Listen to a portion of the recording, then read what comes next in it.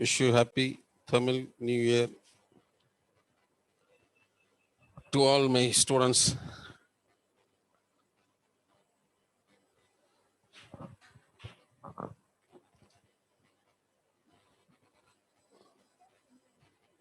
கேக்குதுங்களா?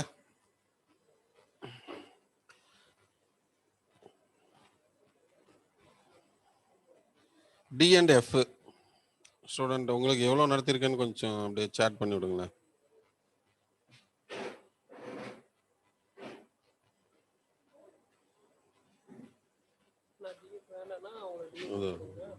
கேட்குறேன்.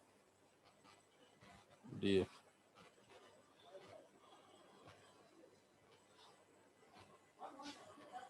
இல்லை வரல. டி பேஜ் தேசிய வருமானம் எஃப்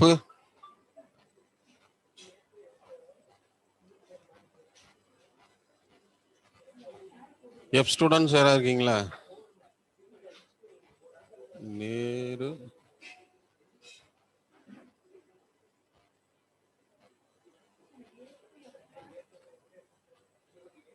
திட்டங்கள்னா எது வரைக்குமா?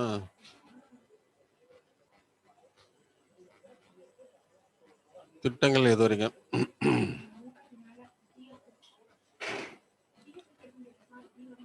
எஃப் நேரு வேலை வாய்ப்பா? நேரு வேலை வாய்ப்பு. ஓஹோ, உங்களுக்கு அங்க இருக்கு. Right right right right. Okay okay okay, ஒரு நிமிஷம்.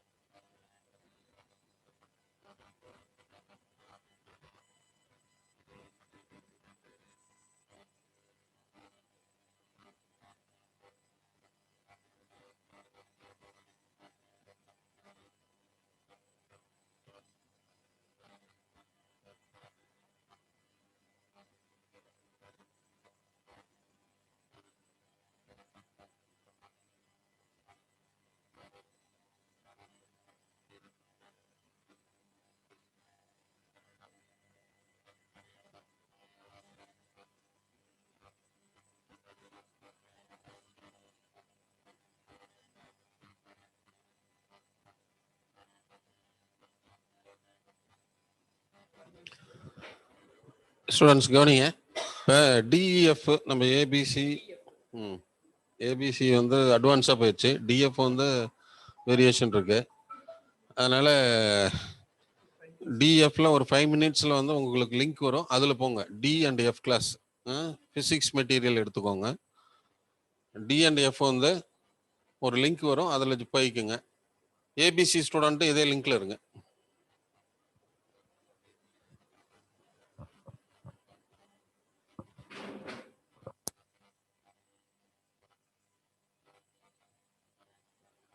Hello students, D and F class வந்து உங்களுக்கு ஃபிசிக்ஸு அடுத்த ஸ்லாட். இப்போ உங்களுக்கு ஒரு லிங்க் வரும், அந்த ஸ்லாட்டில் போய்க்கிங்க. ஏபிசி ஸ்டூடெண்ட்டு இதிலே இருங்க. ஏன்னா டி அண்ட் எஃப் கிளாஸ் வந்து நிறைய கொஞ்சம் வேரியேஷன் அதிகமாக இருக்கு.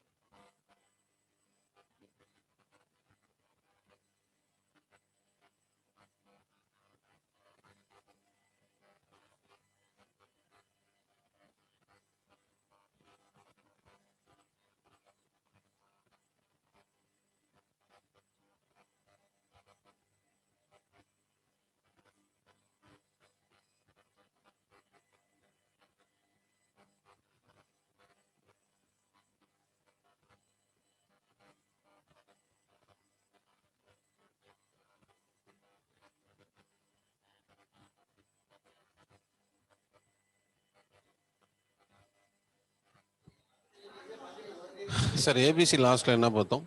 கொஞ்சம் சாட் பண்ணி விடுங்க.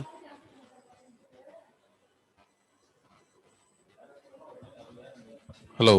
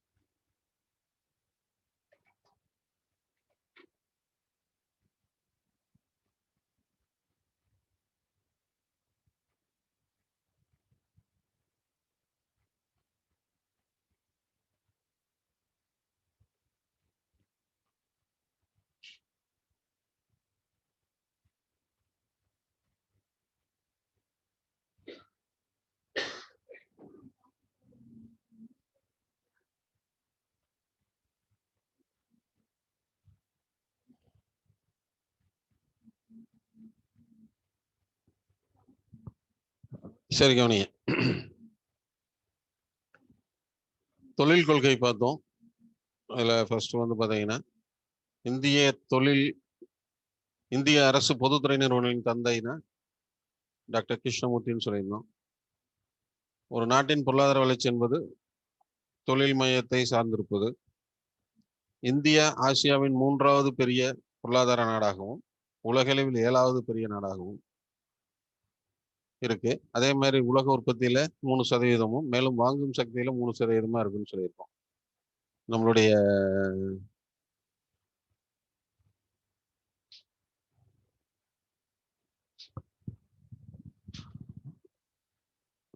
வாங்கும் சக்தியில 3வது பெரிய நாடாக இருக்கும். அப்படின்னா பர்ச்சேசிங் பவர்னு சொல்லுவோம். அந்த அளவுக்கு தலா வருமானம் அதிகமா இருந்ததுன்னா அந்த அடிப்படையில நம்ம வாங்கும் சக்தியில சொல்லியிருக்கோம். முதல் தொழில் கொள்கை 1948 வெளியிட்டவர் ஷாம் பிரசாத் முகர்ஜி. இதுல 3 வகையா பிரிச்சிருந்தோம், மத்திய, மாநில, தனியார் தொழில்கள்னு. 2வது தொழில் கொள்கை 56ல வெளியிட்டாங்க. அதுல வந்து இந்திய பொதுத்துறை நிறுவனங்களை வந்து நவீன இந்தியாவின் கோயில்கள் என ஜவஹர்லால் நேரு சொன்னாரு. 2வது தொழில் கொள்கை மகளனோபிஸ் தொழில் கொள்கைன்னு சொல்லுவோம். ஏன்னா 56ல தான் வெளியிட்டாங்க. அவங்களும் ஏபிசி அப்படிங்கிற 3 பட்டியல் கொண்டு வந்தாங்க. அடுத்தது 69ல தொழில் உரிமம், இந்த தத்து குழு பரிந்துரையில தொழில் உரிமம், அதை தான் இந்த முற்றுரிமை வணிக கட்டுப்பாட்டு சட்டம்னு சொல்லுவோம். சரிங்களா? அப்போ வந்து அந்த பீரியட்ல 25 கோடிக்கு மேல யார் முதலீடு செஞ்சாலும் கண்டிப்பா பர்மிஷன் வாங்கணும் கவர்மெண்ட்ல. அப்படி ஒரு சிஸ்டம் வச்சிருந்தாங்க. அப்புறம் அது 50, 100, 200ன்னு மாறிச்சு. அதுக்கப்புறம் புதிய தொழில் கொள்கையில அதுக்கு வந்து லிமிடேஷன் எல்லாமே பண்ணிட்டாங்க.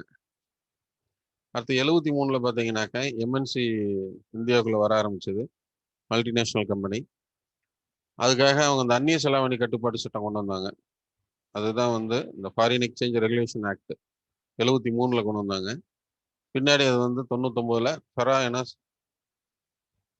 ஃபெரா சட்டத்தை ஃபெமா என பேர் மாற்றம் செஞ்சாங்க. ஃபாரின் எக்ஸ்சேஞ்சு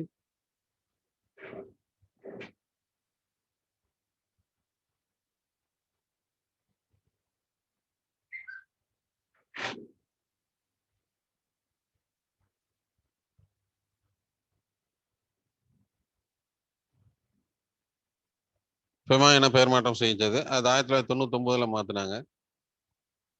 அப்புறம் புதிய தொழில் கொள்கை 1999, 91. தொழிலில் வந்து இந்த டாப்பிக்கில் ஒரு கேள்வி கேட்கணும்னா அந்த இதை பற்றி தான் கேட்பாங்க மெயினாக. 1991ஆம் ஆண்டு புதிய தொழில் கொள்கை. ஸோ 91 ஜூலை 24 இந்த புதிய தொழில் கொள்கையை அறிமுகப்படுத்துறாங்க. அறிமுகப்படுத்தியவர் நரசிம்மராவ். அதில் 3 கான்செப்ட் சொல்லியிருக்காங்க. ஒன்று தனியார் மயம், தாராளமயம், உலகமயம் அப்படின்னு. அதான் எல்பிஜின்னு சொல்லுவோம். லிபரலைசேஷன், ப்ரைவேட்டைசேஷன், குளோபலைசேஷன் சொல்லி 3 கான்செப்ட் பேஸில் வந்து தொழில் கொள்கை வெளியிட்டாங்க. அடுத்தது பார்த்தீங்கன்னா இந்த எம்ஆர்டிபி சட்டம் 69ல் சொல்லியிருந்தோம் பார்த்தீங்களா, தொழில் உரிமம், அது ரத்து செஞ்சுட்டு 2010ல் போட்டி சட்டம்னு ஒன்று கொண்டு வந்தாங்க. காம்படிஷன் கமிஷன் சொல்லிட்டு யார் வேணாலும் எந்த தொழில் வேணாலும் தொடங்கலாம் அப்படிங்கிற கான்செப்ட். மேலும் போட்டி தொழிலின் காவல் நாய் என போட்டி சட்டம் அழைக்கப்படுகிறது. அந்நிய நேரடி முதலீடு அதிகரிக்கப்பட்டது. உரிமம் பெற 8 துறைகளை தவிர பிற துறைகளுக்கு விலக்களிக்கப்பட்டது. அதாவது கம்பல்சரி லைசன்ஸ் அப்படின்னாக்க ஒரு 8 துறைகளை சொல்றோம். அதுல ஒன்று வந்து ஆல்கஹால், புகையிலை பொருட்கள், மதிப்பூட்டப்பட்ட புகையிலை பொருட்கள், மின்னணு பொருட்கள், பாதுகாப்பு தளவாடங்கள், வெடி பொருட்கள், தீப்பெட்டி தொழிற்சாலைகள், ஆபத்தான ரசாயன பொருட்கள். இது மட்டும்தான் கம்பல்சரி லைசன்ஸ், அதை மெயின்டைன் பண்ணுவாங்க. மீது எல்லாமே யார் வேணாலும் எந்த தொழில் வேணாலும் எப்பொழுதும் தொழில் தொடங்கலாம். அதுக்கு அடுத்தது பார்த்தீங்கன்னா இது வரைக்கும் போன கிளாஸில் நம்ம நடத்தியிருந்தோம். அதுக்கப்புறம் சிறு குறு தொழில்கள். சரிங்களா? சிறு குறு தொழில்கள் நாட்டில் மிகப்பெரிய வேலைவாய்ப்பு மற்றும் வருமானத்தை ஏற்படுத்தி தரக்கூடியது. சிறு தொழில்கள் மூலம் பொருளாதார வளர்ச்சி அடைதல், உற்பத்தி, வேலைவாய்ப்பு, ஏற்றுமதி அதிகரிக்கின்றது. வருமானம் சம அளவில் பகிர்ந்தளிக்கப்படுகிறது. 1955ஆம் ஆண்டு திட்டக்குழு சிறு குறு நடுத்தர தொழில்கள் மேம்பாட்டை கண்டறிய கார்வே தலைமையில் ஒரு குழு அமைச்சாங்க. ஃபர்ஸ்ட் இந்திய சுதந்திரம் அடைஞ்சோன்னையும் சிறு குறு தொழில்கள் பற்றி எப்படி அதை வந்து லிமிடேஷன் கொண்டு வர்றது, சிறு தொழில்னா என்ன, பெரிய தொழில்னா என்ன, நடுத்தர தொழில்னா என்னன்னு சொல்லிட்டு ஒரு குழு அமைச்சாங்க. அந்த அடிப்படையில் கார்வே குழு அமைக்கப்பட்டது. 2வது ஐந்தாண்டு திட்ட காலத்தில் சிறு தொழில்களை பற்றி ஆராய்ந்த ஜப்பான் வல்லுநர் குழு தொழில் பேட்டைகள் அமைக்கணும்னு சொன்னாங்க. இண்டஸ்ட்ரியல் எஸ்டேட் அதான் இப்போ இருக்கக்கூடியது. சிப்காட்டு, சிப்கோ, டான்சி, டான்சம், சரிங்களா? இந்த மாதிரி சிறு தொழில்களை, தொழில் பேட்டைகளை, சிறு தொழில்களை ஊக்கப்படுத்துறதுக்காக தொழில் பேட்டைகள், சிப்கோ தொழில்பேட்டை, சிட்கோ தொழில்பேட்டை, சிப்காட் தொழில்பேட்டைன்னு சொல்லி அந்த இண்டஸ்ட்ரியல் எஸ்டேட்டை கொண்டு வந்து அமைக்க அவங்க வந்து ஒரு ரெக்கமெண்டேஷன் கொடுத்துருந்தாங்க. எப்பன்னா 2வது ஐந்தாண்டு திட்ட காலத்துல. அதுக்கப்புறம் அது அதே லெவல்ல தொடங்கினாலும் அதுக்கான சரியான வரையறை இல்லாம இருந்தது. இந்த முதலீட்டு உச்ச வரம்பை எப்படி கொண்டு போறதுன்னு தெரியாம இருந்தாங்க. நுண் சிறு நடுத்தர நிறுவன முன்னேற்ற சட்டம் 2006 இந்த சட்டம் கொண்டு வந்தாங்க. இந்த சட்டம் நடைமுறைக்கு வந்த நாள் 2/10/2006. ஸோ இந்த எம்எஸ்எம்இ ஆக்ட்னு சொல்லுவோம். சரிங்களா? எம்னா மைக்ரோ, எஸ்னா ஸ்மால் மீடியம் என்டர்பிரைசஸ். சரிங்களா? Micro small medium enterprises act அதுதான் இங்க கொடுத்துருக்கோம். 2006ல் கொண்டு வந்தாங்க. சட்டம் நடைமுறைக்கு வந்த நாள் பார்த்தீங்கன்னா 2/10/2006. முதலீட்டு உச்சவரம்பு அடிப்படையில் தொழில்கள் பிரிச்சாங்க. மொத்த உள்நாட்டு உற்பத்தியில் சிறுதொழில் பங்கு பார்த்தீங்கன்னா 37.5%. 37.5% அதனுடைய பங்கு இருக்கு. உற்பத்தி பொருள்கள் சேவை நிறுவனங்கள்னு வச்சிருந்தாங்க. ஆரம்ப காலத்துல பாத்தீங்க அப்படின்னாக்க பொருள்கள் சிறு குறு தொழில்களை எப்படி கணக்கிட்டாங்க அப்படின்னாக்க ஒரு நிறுவனத்துல கரண்ட் இல்லாமல், மின்சாரம் இல்லாமல் 100 பேர் வேலை செஞ்சாங்கன்னா அது ஒரு சிறு தொழில்னு வச்சிருந்தாங்க. மின்சாரத்தோடு 50 பேர் வேலை செஞ்சாங்கன்னா அது ஒரு சிறு தொழில்னு வச்சிருந்தாங்க. அதுக்கப்புறம் கார்வே தலையில குழு அமைச்சாங்க. அதுக்கப்புறம் அந்த லிமிடேஷன் எவ்வளவு வைக்கிறது, 2 லட்சமா 2 கோடியா வைக்கிறதா அப்படின்னு தெரியாம ரொம்ப நாளாவே அதே மாதிரி ஓடிட்டு இருந்தது. ஸோ 2006ல் தான் அதுக்கு ஒரு லிமிடேஷன் கொண்டு வராங்க. அதுவும் இன்வெஸ்ட்மெண்ட் பேஸ்ல லிமிடேஷன் கொண்டு வந்தாங்க. முதல் உற்பத்தி பொருள்கள் நுண்நிறுவனங்கள், அதாவது மைக்ரோ என்டர்பிரைசஸ் உடைய உச்சவரம்பு எவ்வளவுன்னா 25 லட்சம். எதுக்கு? மேனுஃபேக்சரிங் செக்டார்னு சொல்றோம். இந்த உற்பத்தி பொருள்கள் அப்படின்னு சொல்ல பார்த்தீங்களா, இந்த மேனுஃபேக்சரிங் செக்டாருக்கு நுண்நிறுவனங்களோட உச்சவரம்பு 25 லட்சம். சிறுதொழில் முதலீட்டு உச்சவரம்பு 25 லட்சம் டு 5 கோடி. சரிங்களா? ஸோ இங்க 3 வகையா சொல்லியிருக்கோம். நுண், சிறு மற்றும் நடுத்தர. So micro enterprises, small enterprises and medium enterprises. மொத்தம் 3 தொழில்கள் அதுல இருக்கு. அதுல மைக்ரோ என்டர்பிரைசஸ் அதாவது நுண் நிறுவனங்களுக்கு எவ்வளவு? 25 லட்சம். எதுல? Manufacturing sector. மறந்துடாதீங்க. சிறுதொழிலுக்கு எவ்வளவு? 25 லட்சத்துல இருந்து 5 கோடி வரைக்கும். நடுத்தர நிறுவனங்கள் எவ்வளவுன்னா 5 கோடி முதல் 10 கோடி வரைக்கும். ஸோ 10 கோடிக்கு மேல முதலீடு இருந்ததுன்னா அது பெரிய தொழில்கள் அப்படின்னு கொண்டு போயிருக்கும். அதுக்கு அடுத்தது பாத்தீங்கன்னா சர்வீஸ் செக்டார்ல சேவை நிறுவனங்கள் அப்படின்னு கணக்கில் எடுத்தோம்னா நுண்நிறுவனங்கள் மைக்ரோ என்டர்பிரைசஸோட உச்ச வரம்பு எவ்வளவுன்னா 10 லட்சம். சிறுதொழில் முதலீட்டு உச்ச வரம்பு அப்படின்னா 10 டு 2 கோடி. நடுத்தர தொழில்கள் உச்ச வரம்புனா 2 டு 5 கோடி. ஸோ இந்த அடிப்படையில கொண்டு வந்தாங்க. ஸோ 2 வகை, ஒன்னு உற்பத்தி நிறுவனங்கள், இன்னொன்னு சேவை நிறுவனங்கள். ஒன்னு உற்பத்தி நிறுவனங்கள், இன்னொன்னு சேவை நிறுவனங்கள். உற்பத்தி நிறுவனங்கள்ல நுண்நிறுவனங்களுக்கு 25 லட்சமும், சேவை நிறுவனங்கள்ல நுண்நிறுவனங்களுக்கு 10 லட்சமும் இருந்தது. உற்பத்தி நிறுவனங்கள்ல சிறுதொழில்களுக்கு 5 கோடி முதலீட்டு உச்சவரமாகும், சேவை நிறுவனங்கள்ல 2 கோடி முதலீட்டு உச்சவரமாக இருந்தது. உற்பத்தி நிறுவனங்கள்ல நடுத்தர நிறுவனங்களுக்கு 10 கோடி முதலீடு உச்சவரமாகும், நடுத்தர தொழில்கள்ல 5 கோடி முதலீட்டு உச்சவரமாக இருக்கும். ஸோ 2 வகையா பிரிச்சிருக்காங்க. இண்டஸ்ட்ரியை வந்து 2 வகையா பிரிச்சிருக்காங்க. ஒன்னு வந்து மேனுஃபேக்சரிங் செக்டார், இன்னொன்னு சர்வீஸ் செக்டார். ஸோ இதுதான் முதலீடு. இதுக்கு மேல ஒரு ரூபாய்கள் வந்ததுன்னா அது வந்து சிறு தொழில். அந்த முதலீட்டு அடிப்படையில் அதை மைக்ரோ என்டர்பிரைசஸா, ஸ்மால் என்டர்பிரைசஸா, மீடியம் என்டர்பிரைசஸான்னு பார்த்துக்கலாம். இது ஏன் அப்படின்னா நுண்நிறுவனங்கள்னா சில டாக்ஸ் இருக்கும், டாக்ஸ் விலக்கடிக்கும். மைக்ரோ என்டர்பிரைசஸ் அதாவது ஸ்மால் என்டர்பிரைசஸ் அப்படின்னாக்க சிறுதொழில்கள் அப்படின்னா அது ஒரு வகையான வரி சலுகைகள், மின்சாரம் தொடர்பான, அடுத்தது வேலையாட்கள் தொடர்பாக, இறக்குமதி தொடர்பாக, ஏற்றுமதி தொடர்பான வரி விலக்கு இருக்கும். நடுத்தர நிறுவனங்கள்னா அதுக்கு ஒரு சில சலுகைகள் கொடுத்துருக்கும் அரசு. பெரிய தொழில்கள்னா அதுக்கு சில வரம்புகள் இருக்கும். ஸோ இதை வந்து எந்த கேட்டகரிக்குள்ள அந்த நாம்ஸ் வருதோ அது பிரகாரம் அந்த தொழில்களை வந்து எந்த இன்வெஸ்ட்மெண்ட்ல வருதோ அந்த நாம்ஸ் அவங்களுக்கு பொருந்தும்.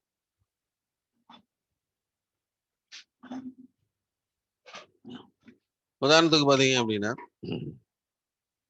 தமிழ்நாட்டில் பேன் மிக்சி கிரைண்டர்லாம் கொடுக்கும் பொழுது பார்த்தீங்கன்னா ஒரு குறிப்பிட்ட மக்களுக்கு மட்டும்தான் கொடுத்தாங்க. வெள்ளை கார்டு கிரீன் கலர் கார்டு வச்சிருந்தாங்கன்னா தான் அவங்களுக்கு மட்டும்தான் அந்த ஃபேன் மிக்சி கொடுத்துருந்தாங்க. வெள்ளை கார்டு வச்சிருந்தாங்கன்னா அவங்களுக்கு கிடையாது அப்படின்னு சொல்லி கொடுத்துருந்தாங்க. அதுக்கப்புறம் பார்த்தீங்கன்னா அதே பீரியட்ல வந்து விவசாய கடன்கள் தள்ளுபடி அப்படின்னாக்க சிறு விவசாயிகள், சிறு குறு விவசாயிகளுக்கு மட்டுமே பொருந்தும் அப்படின்னாங்க. இந்த பிஎம் கிசான் நிதி போன வருஷம் 2019 கொண்டு வந்தாங்க பார்த்தீங்களா, அப்போ கூட என்ன சொல்லியிருந்தாங்கன்னா சிறு குறு விவசாயிகளுக்கு மட்டும்தான் இந்த திட்டம் பொருந்தும், வருஷத்துக்கு 6,000 ரூபாய் தருவோம் அப்படின்னாங்க. ரெண்டாவது ஜெயிச்சு 2 hours டைம்ல வரும் பொழுதுதான், ரெண்டாவது பீரியட் அவங்க உட்காரும் பொழுதுதான் அந்த பெரு விவசாயிகளையும் சேர்த்துக்கிட்டாங்க. அப்படி இல்லாம இருந்திருந்ததுன்னா சிறு விவசாயிகளுக்கு மட்டும்தான் அது பொருந்தும். ஸோ சிறு குறு விவசாயிகளுக்கு மட்டும்தான் இந்த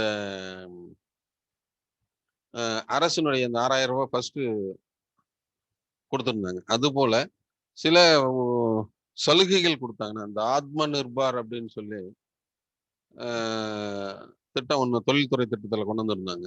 அதில் சிறு குறு தொழில்களுக்கு நிறைய வந்து 2 லட்சம் கோடிக்கு பக்கமாக வந்து விவசாய இது வட்டி இல்லாத பண்ணுறது, அவங்களுக்கு மேலே எம்ஓடி கொடுக்கறது, அதுக்கப்புறம் வந்து அவங்கள தொழில் அந்த கொரோனா டைமில் தொழில் முடக்கத்தில் அவங்கள வந்து இன்ஸ்டால்மெண்ட்டை நிறுத்தி வைக்கிறதுன்னு இப்படி நிறைய விஷயங்களை அரசாங்கம் செஞ்சது. ஸோ அந்த எந்தெந்த தொழில்கள் அப்படிங்கிறத அதில் கணக்கு போடுவாங்க. அந்த அடிப்படையில் இந்த சிறு குறு தொழில்களை பொறுத்த வரைக்கும் இந்த முதலீட்டு உச்சவரம்பு நமக்கு முக்கியமா இருக்கும்.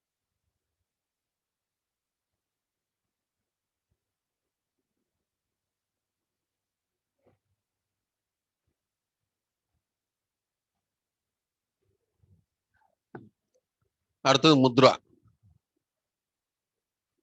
இது ஏற்கனவே நம்ம பேங்க்லேயே பார்த்துருக்கோம். அதே தான் இங்கேயும் 2015 ஸ்டார்ட் ஆச்சு. Micro unit development and refinance agency, குறு நிறுவனங்கள் மேம்பாடு மற்றும் மறுநிதி கழகம்னு சொல்றது. சரிங்களா? இதுவும் அதே தான். 2005 5 முதல் 5 லட்சம் வரை கடன் வழங்குறாங்க. சிசுனா 50,000, தருண்னா 5 லட்சம், கிஷோர்னா 10 லட்சம். அதுக்கு அடுத்தது குடிசை தொழில்.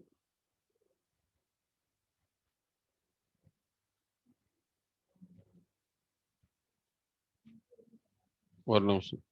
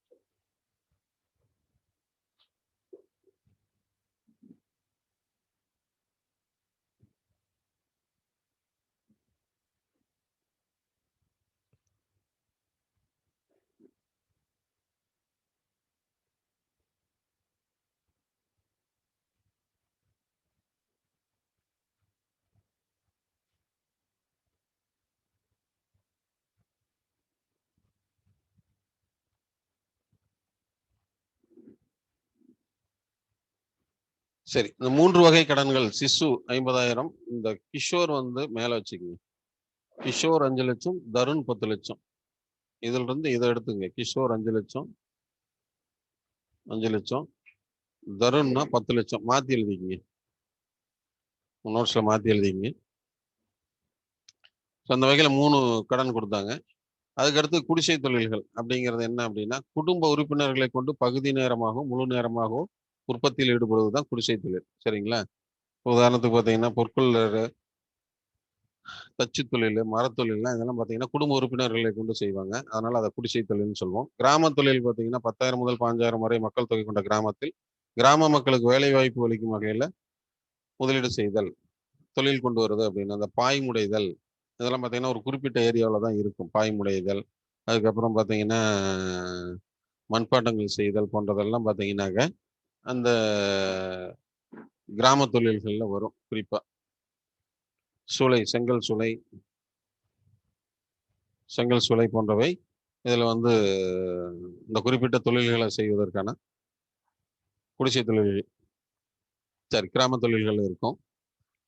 ஸோ அந்த கிராமத்திற்கு எவ்வளோ என்ன அங்கே மூலப்பொருள் கிடைக்குதோ அதுக்கு தகுந்த மாதிரி அங்கே தொழில்களை ஏற்படுத்துவாங்க. ஸோ அது கிராம தொழில்னு சொல்லுவோம். அடுத்து தொழில் வளர்ச்சியின் வகைகள் அப்படின்னு சொல்லுவோம். அடிப்படை பண்டங்கள் அப்படின்னா சிமெண்ட், ரசாயன பொருட்கள், உரம். மூலதன பண்டங்கள் அப்படின்னா இது கேட்டிருக்காங்க ஏற்கனவே. கீழ்கண்டவற்றில் எது மூலதன பண்டங்கள்னு? இயந்திரங்கள், இயந்திர தளவாடங்கள், பொறியியல் பண்டங்கள், இன்ஜினியரிங் கூட்ஸ். சரிங்களா? அடுத்து நுகர்வு பண்டங்கள் நம்ம எல்லாமே சொல்லலாம். மிதிவண்டி, தொலைக்காட்சி, குளிர்சாதன பெட்டி, அதான் ஃப்ரிட்ஜுன்னு சொல்றது, இருசக்கர வாகனம், அப்புறம் மகிழ்வுண்டு, காரு, உணவு பண்டங்கள், குளிர்பானங்கள் எல்லாமே சொல்லலாம். அடுத்து இடைவெளி பண்டங்கள் அப்படிங்கிறதான் பெயிண்ட்டு, தொலைக்காட்சி, குழாய்கள், துணை பொருட்கள்.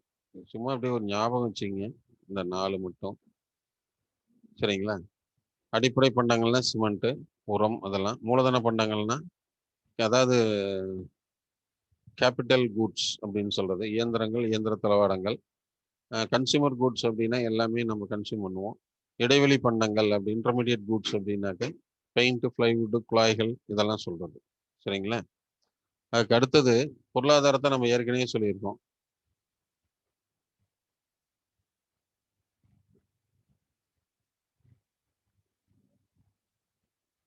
கரெக்ஷன் வேற ஒன்றும் இல்லை. சிசு 50,000,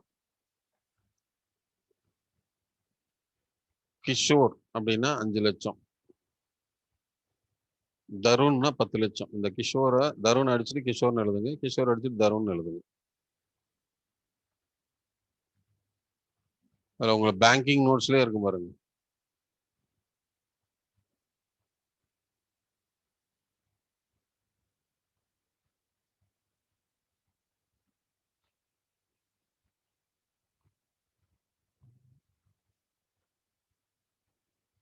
அடுத்தது முதன்மை துறை.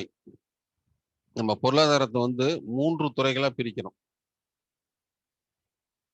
சரிங்களா? 3 துறைகளா பிரிக்கிறோம். அதுல வந்து முதன்மை துறை அப்படின்னு சொல்லலாம். இரண்டாம் நிலைத்துறை, மூன்றாம் நிலைத்துறைன்னு சொல்லுவோம். முதன்மை துறை அல்லது வேளாண்மை துறைன்னு கூட சொல்லுவாங்க. அதுக்கு இன்னொரு பேர் பக்கத்துல எழுதிங்க, முதன்மை துறை அல்லது வேளாண்மை துறை. அதுக்கு அடுத்தது பாத்தீங்க அப்படின்னா இரண்டாம் துறை, இரண்டாம் நிலைத்துறை அப்படின்னா இந்த இடத்துல உற்பத்தி துறைன்னு கூட எழுதிக்கலாம். இரண்டாம் நிலை துறை, செகண்டரி செக்டாருங்கிறத வந்து மேனுஃபேக்சரிங் செக்டார் அப்படின்னு கூட எழுதிக்கலாம். இரண்டாம் நிலை துறைனா உற்பத்தி பொருள் துறை. அடுத்தது இங்க வந்து மூன்றாம் நிலை துறை அல்லது சேவை துறை, சர்வீஸ் செக்டார். இல்லைன்னா சார்பு துறைன்னு எழுதிங்க, டெர்சரி செக்டார்னு சொல்லுவாங்க. சார்பு துறை. ஸோ முதல் துறை, இரண்டாம் துறை, மூன்றாம் துறை. முதல் துறை முதன்மை துறை அல்லது வேளாண்மை துறை. இதுல முக்கியமான 4 டிபார்ட்மெண்ட் தான். வேளாண்மை, மீன்பிடித்தல், காடுகள், சுரங்கம், வனத்துறை. காடுகள், வனத்துறை ரெண்டுமே ஒண்ணுதான். ஸோ 4 தான். வேளாண்மை, மீன் பிடித்தல், அதான் கடல் தொழில்கள், கடல்சார் தொழில்கள், வனத்தொழில்கள், சுரங்க தொழில்கள். ஸோ இதுல வந்து பிரதானமா வேளாண்மை சார்ந்து இருக்கிறதுனால முதன்மை துறை அப்படின்னாவே வேளாண்மை துறைன்னு சொல்லிடுவோம். பிரைமரி செக்டார் இல்லைன்னா அக்ரிகல்ச்சர் செக்டார்னு சொல்லுவோம். ஏன்னா இந்த பிரைமரி செக்டார்ல அதிக மக்கள் depends on agriculture. So it is called agriculture sector. வேளாண்மை அப்படிங்கிறது என்னன்னா, வேளாண்மையில கிடைக்கக்கூடிய பருத்தி, அது இரண்டாவது நிலைத்துறையில என்ன பொருளா, என்ன தொழிற்சாலைகள்ல வரும்? மேனுஃபேக்சரிங் செக்டர்ல என்ன கிடைக்கும்? வேளாண்மையில விளையக்கூடிய பருத்தி. இரண்டாம் நிலைத்துறை உற்பத்தி துறையில வந்து டெக்ஸ்டைல் இண்டஸ்ட்ரி, நெசவு தொழில வரும். கரும்பு உற்பத்தி வேளாண்மையில இருந்ததுன்னா இங்க சர்க்கரை தொழில் வரும். சணல் உற்பத்தி இருந்ததுன்னா இங்க ஜூட் இண்டஸ்ட்ரி, அதாவது சணல் தொழிற்சாலைகள் வரும். அடுத்தது வேளாண்மையில உணவு தானியங்கள் வந்துச்சுன்னா இங்க வந்து உணவு பதப்படுத்தும் தொழில்கள், ஃபுட் ப்ராசஸிங் இண்டஸ்ட்ரின்னு சொல்லுவோம், அந்த தொழில்கள் வரும். ஸோ முதன்மை துறைக்கும் இரண்டாம் துறைக்கும் நேரடியான தொடர்பு இருக்கு. முதன்மை துறையிலிருந்து கிடைக்கக்கூடிய மூலப்பொருள்களை கொண்டு இரண்டாம் நிலைத்துறை உற்பத்தி ஆகுது. அந்த உற்பத்தி செய்வதனால தான் அதை உற்பத்தி துறைன்னு சொல்றோம், மேனுஃபேக்சரிங் சொல்றது. ஸோ வேளாண்மை சார்ந்த தொழில்கள் அப்படின்னா டெக்ஸ்டைல், நெசவு தொழில், சர்க்கரை தொழில், அதுக்கு அடுத்தது சணல் தொழிற்சாலை, உணவு பதப்படுத்தும் தொழிற்சாலை, அடுத்தது டீ காஃபி இண்டஸ்ட்ரி, எல்லானாலும் எது வேணாலும் எடுத்துக்கலாம். அடுத்தது ரெண்டாவது பார்த்தீங்கன்னா கடல்சார் தொழில்கள். இது எல்லாமே வந்து மெரைன் ஃபுட்ஸ்ன்னு சொல்றது. கடல்ல இருந்து கிடைக்கக்கூடிய மீன்கள், கடல்ல இருந்து கிடைக்கக்கூடிய முத்துக்கள், அதை வந்து இப்போ மீன் பிடிக்கிறான்னா அதை ப்ராசஸ் பண்றது.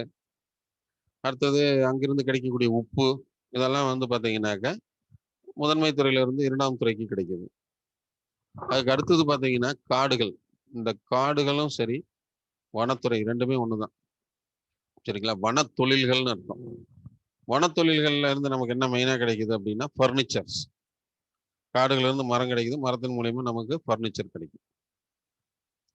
ஷெல்டருக்கு தேவையான பொருள்கள் அங்கிருந்து கிடைக்கும். வீட்டுக்கு தேவையான பொருள்கள், கதவு, ஜன்னல், நிலவு, இதுக்கெல்லாம் கிடைக்கும். ஸோ ஃபர்னிச்சர் செக்டார் வரும். அதுக்கு அடுத்தது பார்த்தீங்கன்னா அடுத்தது ஃபைனலா வர்றது தான் சுரங்கம், மைன்ஸ். இந்த சுரங்கத்துல அதிகமா சுண்ணாம்பு கிடைச்சதுன்னா சிமெண்ட் இண்டஸ்ட்ரி வரும். இரும்புத்தாது, மேக்னசைட்டோ ஹேமடைட்டோ கிடைச்சதுன்னா iron industry, iron and steel company அதிக அளவு கிடைக்கும். அதுக்கடுத்து பாக்சைட் தாது கிடைச்சதுன்னா அலுமினி இண்டஸ்ட்ரி வரும். அதுக்கப்புறம் நிலக்கரியினால பவர் இண்டஸ்ட்ரி வருது. ஸோ இது எல்லாமே வந்து முதன்மை துறையில கிடைக்கக்கூடிய மூலப்பொருள்களை கொண்டு இரண்டாம் துறையில உற்பத்தி பண்றோம். அதனால அந்த இரண்டாம் துறையை உற்பத்தி துறைன்னு சொல்றோம். ஸோ இது எல்லாமே முழுக்க முழுக்க முழுக்க முழுக்க முழுக்க என்ன உற்பத்தி பண்றாங்க அப்படின்னாக்க பொருள்களை உற்பத்தி செய்வது. எந்த பொருள்களை உற்பத்தி செஞ்சாலும் அது இரண்டாம் நிலை உற்பத்தி துறைன்னு சொல்லுவோம். மின்சாரம் அப்படின்னு கேட்டா கூட இரண்டாம் நிலை தொழில் தான், உற்பத்தி துறைன்னு சொல்லுவோம். இந்த 2 துறையில உற்பத்தி செய்யப்பட்ட பொருள்கள் மக்கள் கையில கொண்டு சேர்க்கிறது தான் இந்த மூன்றாம் நிலைத்துறைன்னு சொல்லுவோம். சரிங்களா? மக்களுடைய அன்றாட தேவைகளை பூர்த்தி செய்யும் துறை. மக்களுடைய அன்றாட தேவைகள், மக்களுடைய அன்றாட தேவைகளை பூர்த்தி செய்யும் துறை அப்படின்னா சேவைத்துறை அல்லது மூன்றாம் துறை.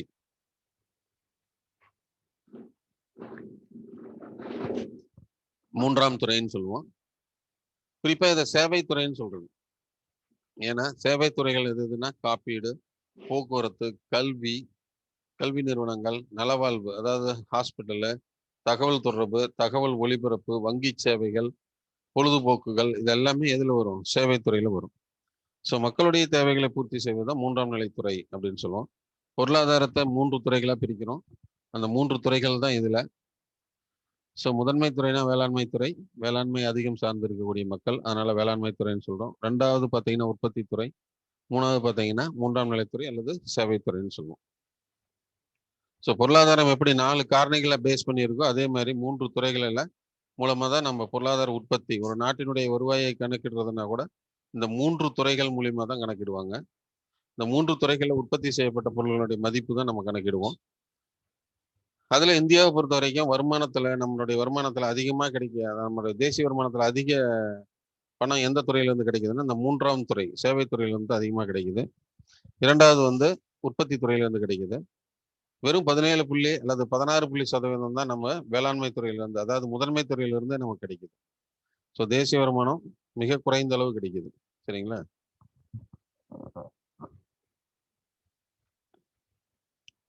அடுத்தது இது வரைக்கும் தொழில்களை பத்தி பார்த்தோம்.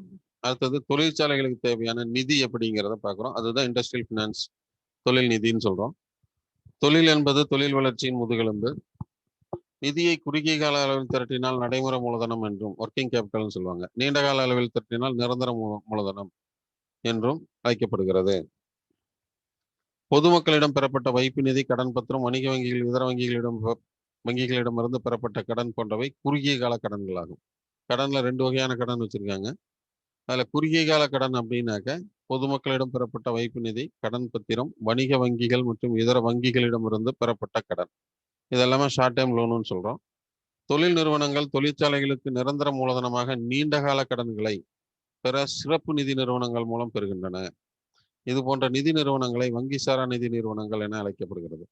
ஸோ தொழிற்சாலைகளுக்கான நீண்ட கால கடன்களை வழங்குவதற்காக தொழில் நிதி நிறுவனங்கள் ஏற்படுத்தப்பட்டது, அல்லது தொழில் வளர்ச்சி நிதி நிறுவனங்கள் ஏற்படுத்தப்பட்டது. அந்த நிறுவனங்களை எல்லாம் என்னன்னு சொல்றோம்னா நம்ம நான் பேங்கிங் பினான்சியல் இன்ஸ்டிடியூஷன் சொல்றோம். இந்தியா போன்ற வளரும் நாடுகளில் இது போன்ற தொழில் நிதி நிறுவனங்களை வளர்ச்சி வங்கிகள் என அழைக்கப்படுகிறது. டெவலப்பிங் பேங்க்ஸ் அப்படிங்கிறது இதுதான். சரிங்களா? வளர்ச்சி வங்கிகள். இந்தியா போன்ற வளரும் நாடுகளில் இது போன்ற தொழில் நிதி நிறுவனங்களை வளர்ச்சி வங்கிகள் என அழைக்கப்படுகிறது. அவை 2 வகைப்படும். ஒன்று பங்கு சந்தை, இன்னொன்று இதர நிதி நிறுவனங்கள். ஸோ இந்த நிதி நிறுவனங்கள்னு சொல்றோம் பார்த்தீங்களா, வங்கி சாரா நிதி நிறுவனங்கள். இந்த வங்கி சாரா நிதி நிறுவனங்கள்ல ஃபர்ஸ்ட் வந்ததுதான் இந்திய தொழில் நிதி கழகம், industrial finance corporation of India. So தொழிற்சாலைகள் அபிவிருத்திக்காக, தொழிற்சாலைகள் முன்னேற்றத்திற்காக ஒரு குறிப்பிட்ட 4-5 நிதி நிறுவனங்களை ஏற்படுத்தப்பட்டது. அந்த நிதி நிறுவனங்கள் தான் இந்த இண்டஸ்ட்ரியல் ஃபினான்ஸ் கார்பரேஷன். அதுல ஃபர்ஸ்ட் தொடங்கப்பட்டது தான் இந்திய தொழில் நிதி கழகம், industrial finance corporation of India, IFCIன்னு சொல்லுவோம். தொடக்கம் 1948. இந்தியாவில் தொடங்கப்பட்ட முதல் வளர்ச்சி வங்கி. சரிங்களா? தொழிற்சாலைகளுக்கு நடுத்தர மற்றும் நீண்டகால கடன்களை வழங்குகிறது. ஸோ இந்தியாவில் தொடங்கப்பட்ட முதல் வளர்ச்சி வங்கி அப்படின்னா, ஏன்னா வளர்ச்சி வங்கிங்கிறத இங்கே சொல்லியிருக்கோம் நம்ம. இந்தியா போன்ற வளரும் நாடுகளில் தொழில் வளர்ச்சிக்காக தொடங்கப்பட்ட நிதி நிறுவனங்களை வளர்ச்சி வங்கிகள்னு சொல்றோம். அப்படி வளர்ச்சி வங்கி இந்தியாவில் தொடங்கப்பட்ட முதல் வளர்ச்சி வங்கி எதுன்னா இந்த தொழில் நிதி கழகம். அடுத்தது இந்திய தொழில் முன்னேற்ற வங்கி. தொழில் நிதி நிறுவனங்களுக்கு ஒரு தலைமை அமைப்பு ஏற்படுத்தணுங்கிறதுக்காக கொண்டு வரப்பட்டது தான் இந்த தொழில் முன்னேற்ற வங்கி. இது 1964 தொடங்கப்பட்டது RBI கன்சர்ன்ல. 1976 இது தன்னாட்சி அமைப்பாக மாறியது, அட்டானமஸா ஆயிடுச்சு. வளர்ச்சி வங்கிகளின் தலைமை வங்கியாக செயல்படுகிறது அபெக்ஸ் இன்ஸ்டிடியூஷன். இந்த அபெக்ஸ் இன்ஸ்டிடியூஷனுங்கிறதுக்கு நிறைய உதாரணம் உங்களுக்கே சொல்லியிருக்கேன் நான். எதெல்லாம் தலைமை பொறுப்புல இருக்கோ அதெல்லாம் அபெக்ஸ் இன்ஸ்டிடியூஷன் சொல்லுவோம். இப்போ கமர்ஷியல் பேங்க்குடைய அபெக்ஸ் இன்ஸ்டிடியூஷன் அப்படின்னாக்க ரிசர்வ் பேங்க்கு. நீதிமன்றங்கள், கோர்ட்டு, ஜுடிஷியல் கோர்ட்டுக்கெல்லாம் வந்து அபெக்ஸ் இன்ஸ்டிடியூஷன்னா சுப்ரீம் கோர்ட்டு. இந்த மாதிரி ஒவ்வொன்றுக்கும் அக்ரிகல்ச்சரல் பேங்க்குக்கு வந்து அபெக்ஸ் இன்ஸ்டிடியூஷன்னா NABARD, national bank for agriculture and rural development, NABARD வங்கி. இப்படி ஒன்னொன்னுக்கும் இப்போ அதே மாதிரி ஹவுசிங் டெவலப்மெண்ட்னாக்கா ஹட்கோ. ஒரு அமைப்புக்கு அல்லது ஒரு தொடர் அமைப்புக்கு எது தலைமையாக இருக்குதோ அது அபெக்ஸ் இன்ஸ்டிடியூஷன் சொல்லுவோம். தொழில் நிறுவனங்களுக்கு கடன் அளித்தல் அனைத்து, அதாவது வங்கி சாரா நிதி நிறுவனங்களையும் ஒருங்கிணைத்தல் அப்படின்னு சொல்றது 2014 தேசியமயமாக்கப்பட்டது. சரிங்களா? ஐடிபிஐ தொடக்கம் 64, தன்னாட்சி 76ல மாறிச்சு, 2014 தேசியமயமாக்குனாங்க. ஸோ தொழில் நிதி கழகம்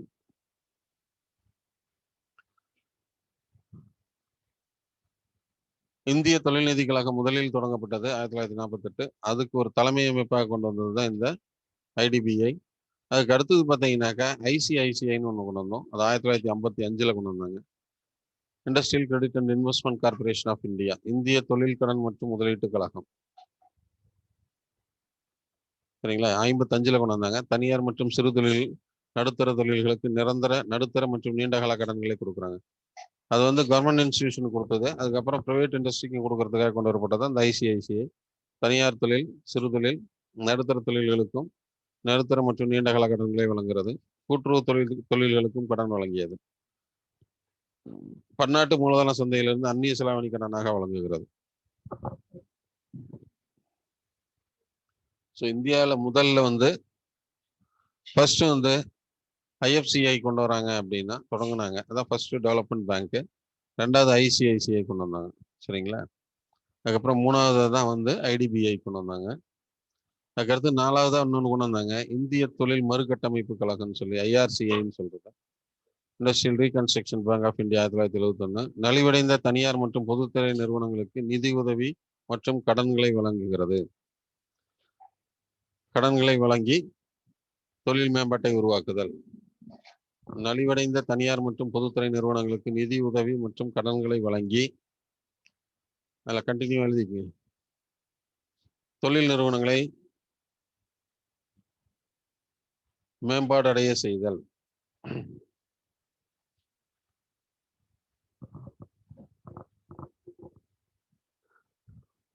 இது எல்லாமே சிக் இண்டஸ்ட்ரிக்கு வர்றது.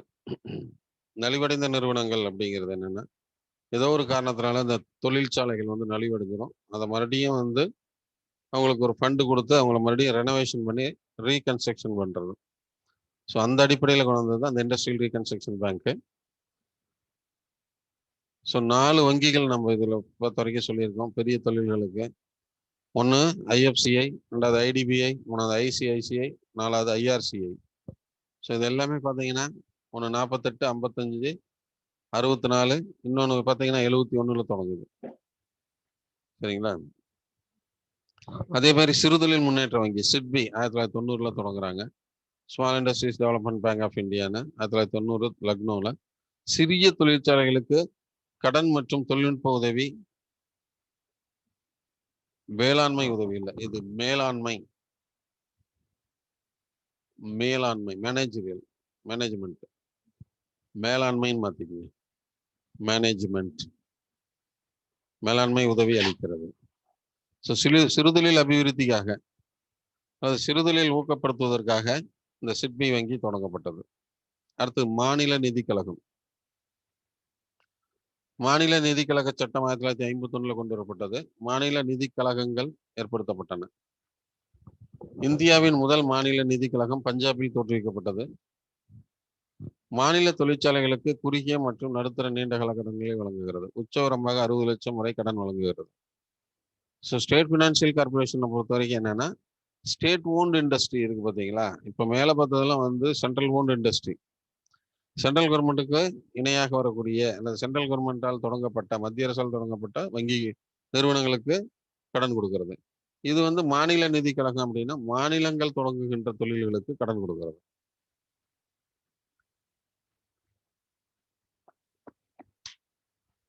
ஸ்டேட் ஃபினான்சியல் கார்பரேஷன் 51 தொடங்கி 53 கொண்டு வந்தது. ஆனால் அதுக்கு முன்னாடியே தமிழ்நாட்டில் பார்த்தீங்க அப்படின்னா டிக்குன்னு ஒன்று வரும், தமிழ்நாடு தொழில் முதலீட்டு கழகம் அப்படின்னு சொல்லி 1949. கம்பெனிகள் சட்டத்தின்படி தமிழ்நாட்டில் தொழில் முதலீட்டு கழகத்தின்படி மாநில நிதி கழகம் ஏற்படுத்தப்பட்டது. மத்திய அரசு சொல்றதுக்கு முன்னாடியே மாநிலத்துல இந்த கழகம் தொடங்கப்பட்டது. டிக்குன்னு சொல்லக்கூடிய தமிழ்நாடு தொழில் முதலீட்டு கழகம். அந்த கம்பெனி சட்டத்தின்படி மாநில தொழில் கழகம் தொடங்கப்பட்டது, மாநில நிதி கழகம். அதன் மூலியமா நமக்கு தேவையான, அதாவது மாநில அரசு தொடங்குகின்ற தொழில்களுக்கு கடன் வழங்குச்சு. சரிங்களா? அடுத்தது யூனிட் ட்ரஸ்ட் ஆஃப் இந்தியா 1964. இதுவும் ஒரு விதமான வங்கி தான், நீண்டகால வங்கிகள். சிறு முதலீட்டாளர்களிடமிருந்து சேமிப்பை பெற்று பங்கு சந்தையில் முதலீடு செய்கிறது. சிறு முதலீட்டாளர்களிடமிருந்து சேமிப்பை பெற்று பங்கு சந்தையில் முதலீடு செய்கிறது. இதனை பரஸ்பர நிதி என அழைக்கப்படுகிறது. சிறுதுளி பெருவெள்ளம் என்ற கோட்பாட்டின் அடிப்படையில் பரஸ்பர நிதி பங்கு சந்தையில் முதலீடு செய்கிறது. பரஸ்பர நிதியை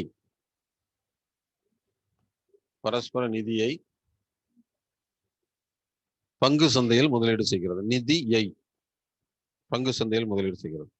இதுல பரஸ்பர நிதி அப்படிங்கிறது என்ன அப்படின்னா, இப்ப நாமளே ஒரு ஷேர் மார்க்கெட்ல ஷேர் ஹோல்டரா இருக்கிறோன்னா அது இண்டிவிஜுவல் ஷேர் ஹோல்டர்னு சொல்லுவோம். அந்த நிதியை வந்து இன்னொரு நிறுவனத்தின் மூலியமா பாதுகாப்பா போடுறோம் அப்படின்னா அதான் மியூச்சுவல் ஃபண்டுன்னு சொல்லுவோம். மியூச்சுவல் ஃபண்டுங்கிறது இப்போ எல்ஐசி, ஜிஐசியில் கட்டக்கூடிய பிரீமியங்கள் இதெல்லாம் என்ன பண்ணுவாங்க, இப்போ எல்ஐசியில் வரக்கூடிய பிரீமியம், அதுக்கு அடுத்தது பார்த்தீங்கன்னா இந்த நான் பேங்கிங் ஃபினான்ஷியல் வங்கி சாரா நிதி நிறுவனங்கள்ட்ட இருக்கக்கூடிய தொகைகளை இதெல்லாம் என்ன பண்ணுவாங்கன்னா ஒரு இந்திய பங்கு சந்தையிலையோ அல்லது உலக நாட்டு பங்கு சந்தையிலையோ முதலீடு செய்வாங்க. அந்த முதலீடு தான் பரஸ்பர நிதின்னு சொல்லுவோம். இப்போ நீங்கள் கூட என்ன பண்ணலாம்னா, உங்கள்கிட்ட பணத்தை இருக்குன்னா அந்த பணத்தை மியூச்சுவல் ஃபண்டில் இன்வெஸ்ட்மெண்ட் பண்ணுங்க அப்படிம்பாங்க. மியூச்சுவல் ஃபண்டுனா எது? LIC, unit trust of India, ஏதாவது ஒரு ஆப்டிமமா ஒரு ஒரு சரியாக, ஆப்டிமம்னா அதிகம் இல்லாத குறைவாக இல்லாத நடுநிலையாக ஒரு லாபம் சம்பாதிக்கலாம்னா இந்த சிறுதொழில் முதலீட்டு கழகத்துல, அதாவது பரஸ்பர நிதியில வந்து நீங்க சேமிப்பை செய்யலாம். அது குறிப்பா அவங்க வந்து மியூச்சுவல் ஃபண்ட்ல இன்வெஸ்ட்மெண்ட் பண்ணுவாங்க. இந்த மியூச்சுவல் ஃபண்ட்ல இன்வெஸ்ட்மெண்ட் பண்ற அதிக அளவு இன்வெஸ்ட் பண்ற நிறுவனம் எதுன்னா யூனிட் ட்ரஸ்ட் ஆஃப் இந்தியா. மேலும் வந்து எல்ஐசி, ஐடிபிஐ, ஜிஐசி போன்ற பங்குகள்ல இருந்து அதிக அளவு பணத்தை பெற்று மியூச்சுவல் ஃபண்ட்ல இன்வெஸ்ட்மெண்ட் பண்ணியிருக்கு. 2007 அதாவது யூடிஐ யூனிட் ட்ரஸ்ட் ஆஃப் இந்தியாவை ஆக்சிஸ் பேங்க் என பெயர் மாற்றம் செய்யப்பட்டது. Axis bank.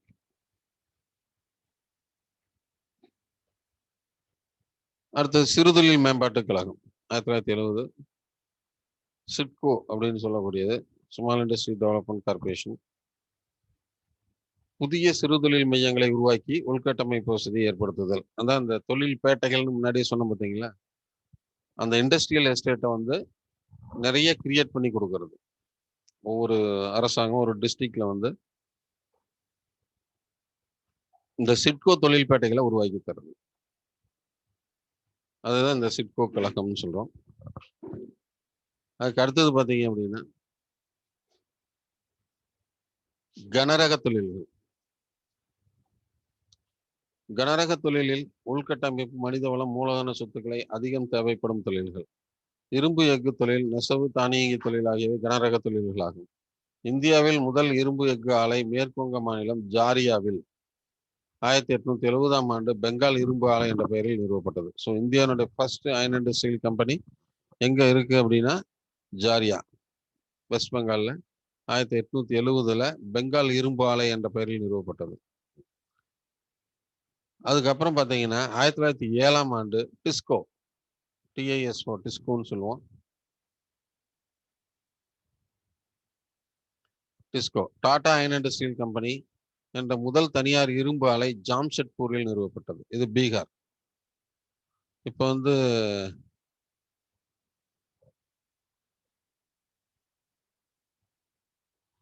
அது வந்து உத்தரகாண்ட் இல்ல, ஜார்க்கண்ட்.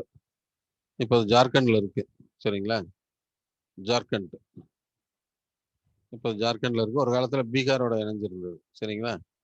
ஸோ இதெல்லாம் வந்து சோட்டா நாக்பூர் பள்ளத்தாக்குன்னு சொல்லுவோம். இங்கெல்லாம் வந்து கனிம வளங்கள் அதிகமாக கிடைக்கக்கூடிய இடம். சோட்டா நாக்பூர் பள்ளத்தாக்கு. 1907ஆம் ஆண்டு ஜாம்ஷெட்பூர்ல வந்து முதல் தனியார் இரும்பு ஆலை ஜாம்ஷெட்பூரில் நிறுவப்பட்டது. இதுக்கு இன்னும் உதாரணம் சொல்லணும் அப்படின்னா, இப்போ இவர் இருக்கார் பார்த்தீங்களா, MS தோனி. அவர் இந்த ஜாம்ஷெட்பூர்ல அந்த ஆலைக்கு பக்கத்துல தான் அவருடைய வீடு இருந்தது. அங்கதான் அவர் பயிற்சியெல்லாம் எடுத்துக்கிட்டார். ஃபர்ஸ்ட்ல கொஞ்ச நாள் அங்கதான் இருந்தார். ஸோ 1907ஆம் ஆண்டு டிஸ்கோ முதல் தனியார் ஆலை நிறுவப்பட்டது. 1919ஆம் ஆண்டு Indian iron and steel company ISCO பரன்பூரில் நிறுவப்பட்டது. இது ரெண்டுமே தனியார் தொழிற்சாலைகள். ISCO Indian iron and steel company ஆகிய இரண்டு தொழிற்சாலைகளும் தனியார் நிறுவனங்கள். நவீன உலகின் முதுகெலும்பு இரும்பு எஃகு தொழிலாகும். இதனை தாய் தொழில்கள் என அழைக்கப்படுகிறது. நவீன உலகின் முதுகெலும்புனா இரும்பு எஃகு தொழில் தான். இரும்பு எஃகு தொழில். இதனை வந்து மதர் இண்டஸ்ட்ரின்னு சொல்லுவோம். தாய் தொழில்கள் அப்படின்னு சொல்றது. இந்தியாவின் முதல் பொதுத்துறை நிறுவனம் விஸ்வேஸ்வரையா இரும்பு எஃகு ஆலை கர்நாடக மாநிலம் பத்ராவதியில் நிறுவப்பட்டது. சரிங்களா? முதல் கவர்மெண்ட் பப்ளிக் செக்டர் யூனிட் எது அப்படின்னாக்க விஸ்வேஸ்வரையா இரும்பு எஃகு ஆலை கர்நாடக மாநிலம் பத்ராவதியில் நிறுவப்பட்டது. 1976ஆம் ஆண்டு தேசியமயமாக்குனாங்க. சரிங்களா? அரசாங்கத்தை நேரடி கட்டுப்பாட்டில் இருந்துச்சு. ஸோ இந்தியாவின் முதல் பொதுத்துறை நிறுவனம் எதுனா விஸ்வேஸ்வரையா இரும்பு எஃகு ஆலை. 2வது ஐந்தாண்டு திட்ட காலத்துல இந்திய அரசு அயல்நாட்டு உதவியுடன் புதிய இரும்பு எஃகு தொழிற்சாலைகள் நிறுவப்பட்டன. 2வது ஐந்தாண்டு திட்ட காலத்தில் இந்திய அரசு அயல்நாட்டு உதவியுடன் புதிய இரும்பு எஃகு தொழிற்சாலைகள் நிறுவப்பட்டன. அவை 1 பிளாய் இரும்பு எஃகு தொழிற்சாலை மத்திய பிரதேசம். யாருடைய உதவினா சோவியத் ரஷ்யா. பக்காரோ இரும்பு எஃகு தொழிற்சாலை அப்படின்னா ஜார்க்கண்ட், சோவியத் ரஷ்யா. துர்காபூர் இரும்பு எஃகு தொழிற்சாலைன்னா மேற்கு வங்கம், இங்கிலாந்து. ரூர்கேலா இரும்பு எஃகு தொழிற்சாலைன்னா ஒடிசா, மேற்கு ஜெர்மனி. ஸோ இந்த 4 ஆலைகளும் ஃபாரின் கொலாபரேஷன்ல வந்துச்சு.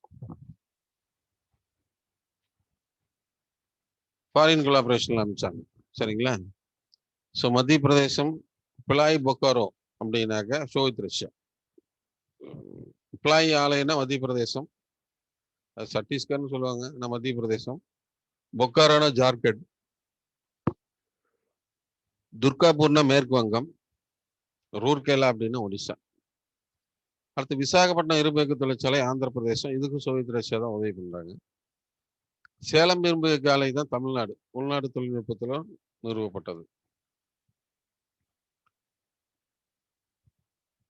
சரிங்களா? ஸோ இந்த ஆலைகள் வந்து முதல் 4 நம்பர் வந்து 1956 2வது ஐந்தாண்டு திட்டத்தில் தொடங்கப்பட்டது. விசாகப்பட்டினம் இதெல்லாம் பார்த்தீங்கன்னா பின்னாடி. சேலம் வந்து 76ன்னு நினைக்கிறேன். தமிழ்நாடு 9th யூனிட்ல வரும். தமிழ்நாட்டில் பார்த்தீங்கன்னா அதில் வரும்.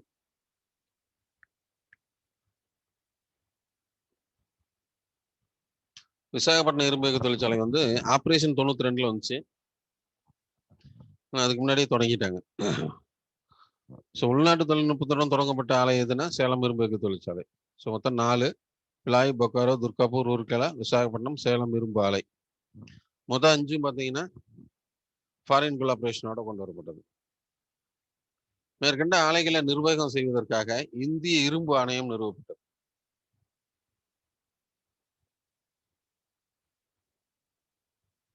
எய்த் யூனிட்ல பாருங்க, உங்களுக்கு கொடுத்துருக்காங்கல்ல, இந்த 8th யூனிட்ல இருக்கு. 71ல தொடங்கி 76ல இனாகிரேஷன் ஆச்சுன்னு நினைக்கிறேன். அது புக்ல கொடுத்துருக்கோம். 9th யூனிட்ல கொடுத்துருக்கோம், தமிழ்நாடு ஹிஸ்டரியில.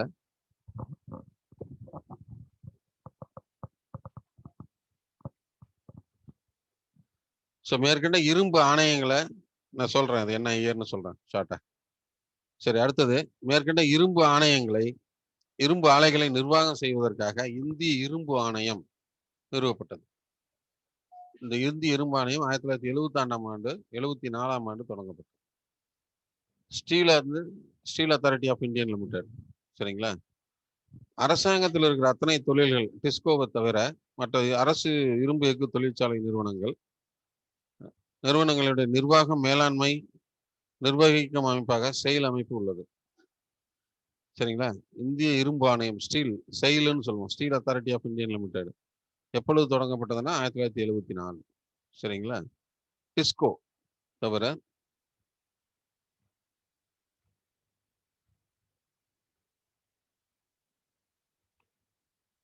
டிஸ்கோவை தவிர மீது எல்லாமே வந்து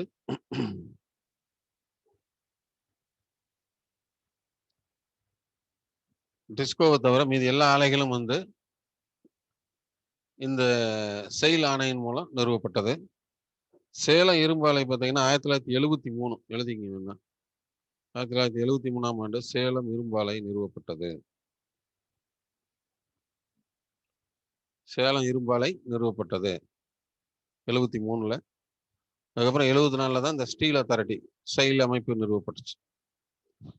இந்தியா இரும்பு உற்பத்தியில 8வது இடம் இருக்கு. 8வது இடத்தை உள்ளது. இந்தியா இரும்பு உற்பத்தியில 8வது இடம் உள்ளது. அடுத்தது சணல் தொழில். நவீன சணல் தொழிற்சாலை நிறுவப்பட்ட இடம் எதுன்னா ரஷ்யா, மேற்கு வங்கம், 1855ல இருக்கு. இந்தியாவின் மிக பழமையான தொழில்னா சணல். இந்தியாவில் மிக பழமையான தொழில் சணல் உற்பத்தியில் இந்தியா முதலிடமும் ஏற்றுமதியில் 2ஆம் இடமும் பெற்றுள்ளது. So old and traditional industry அப்படின்னாலும் இந்த சணல் தொழில சொல்லுவாங்க. அடுத்தது பட்டு தொழில சொல்லுவாங்க. ஸோ இந்தியாவை பொறுத்த வரைக்கும் ட்ரெடிஷ்னல் இண்டஸ்ட்ரி அப்படின்னாக்க இந்த சணல் தொழில சொல்லுவாங்க. இதில் இன்னொரு வரி என்னன்னாக்க பாகிஸ்தான் பிரிவினையின் போது பாதிப்படைந்த தொழில்னாலும் சணல் தொழில் தான். இதில் எழுதிக்கங்க. சரிங்களா? இதுக்கு அடுத்ததுல எழுதிங்க. இந்திய பாகிஸ்தான் பிரிவினையின் போது ஒரு பாயிண்ட் எழுதிங்க. இந்திய பாகிஸ்தான் பிரிவினையின் போது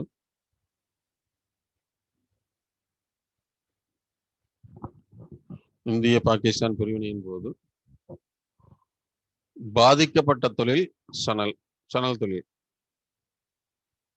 அதாவது சணல் தொழில் பாதிக்கப்பட்டது. பாதிக்கப்பட்ட தொழில் சணல் தொழில்.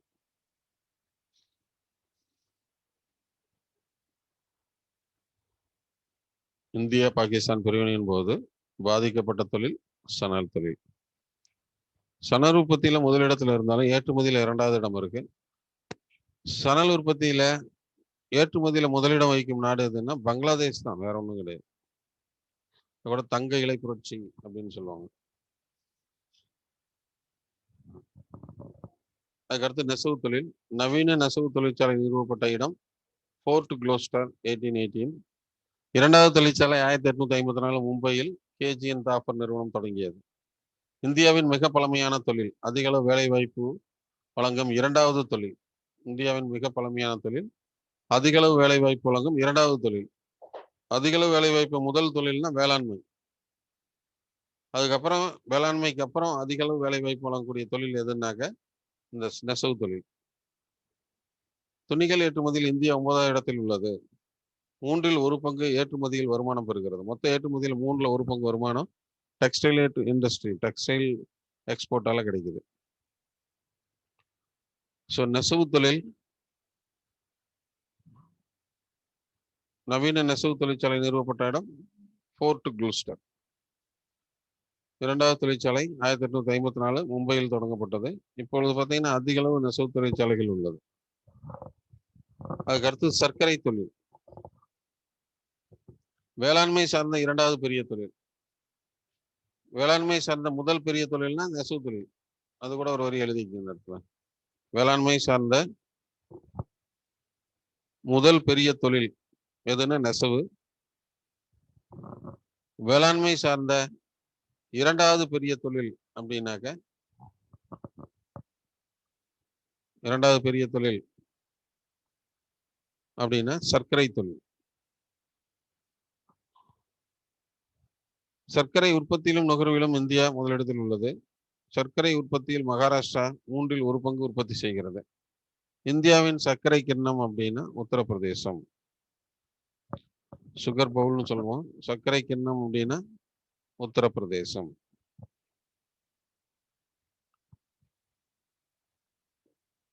ஸோ வேளாண்மை சார்ந்த இரண்டாவது பெரிய தொழில்னா சர்க்கரை தொழில். வேளாண்மை சார்ந்த முதல் பெரிய தொழில் எதுன்னா நெசவு தொழில்.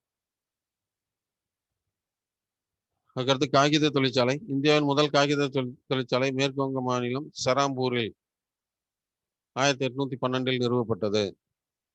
இந்தியாவில் முதல் காகித தொழிற்சாலை மேற்கு வங்க மாநிலம் செராம்பூரில் 1812 நிறுவப்பட்டது. இந்தியாவின் முதல் செய்தித்தாள் காகித ஆலை மத்திய பிரதேச மாநிலம் நேபா நகரில் நிறுவப்பட்டது.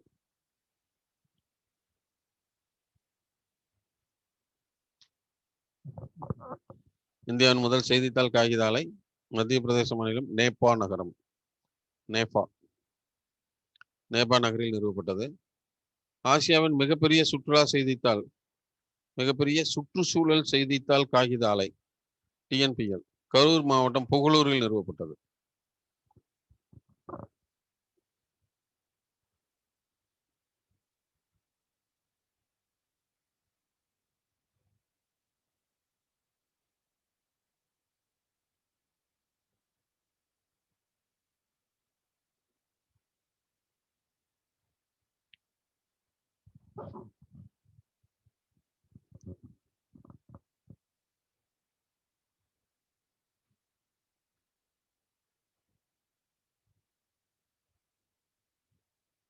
அடுத்து பட்டு உற்பத்தி.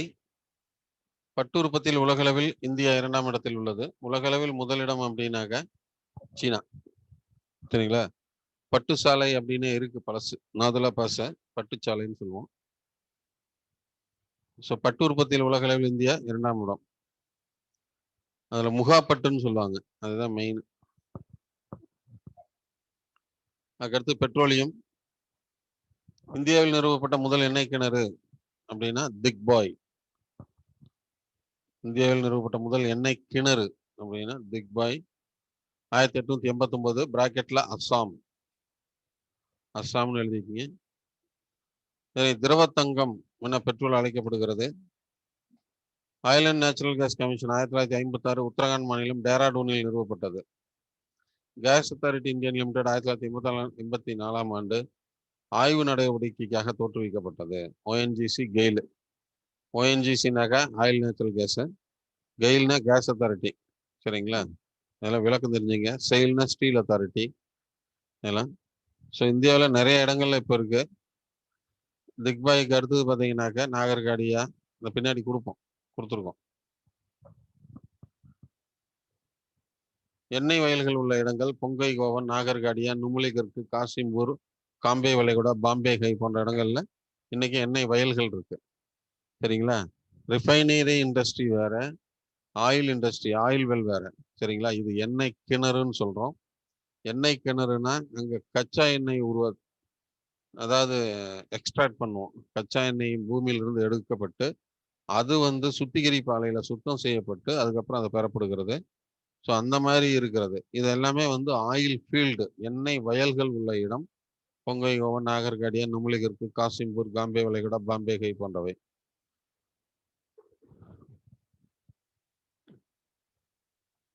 அடுத்து ரயில் பெட்டி தொழிற்சாலை.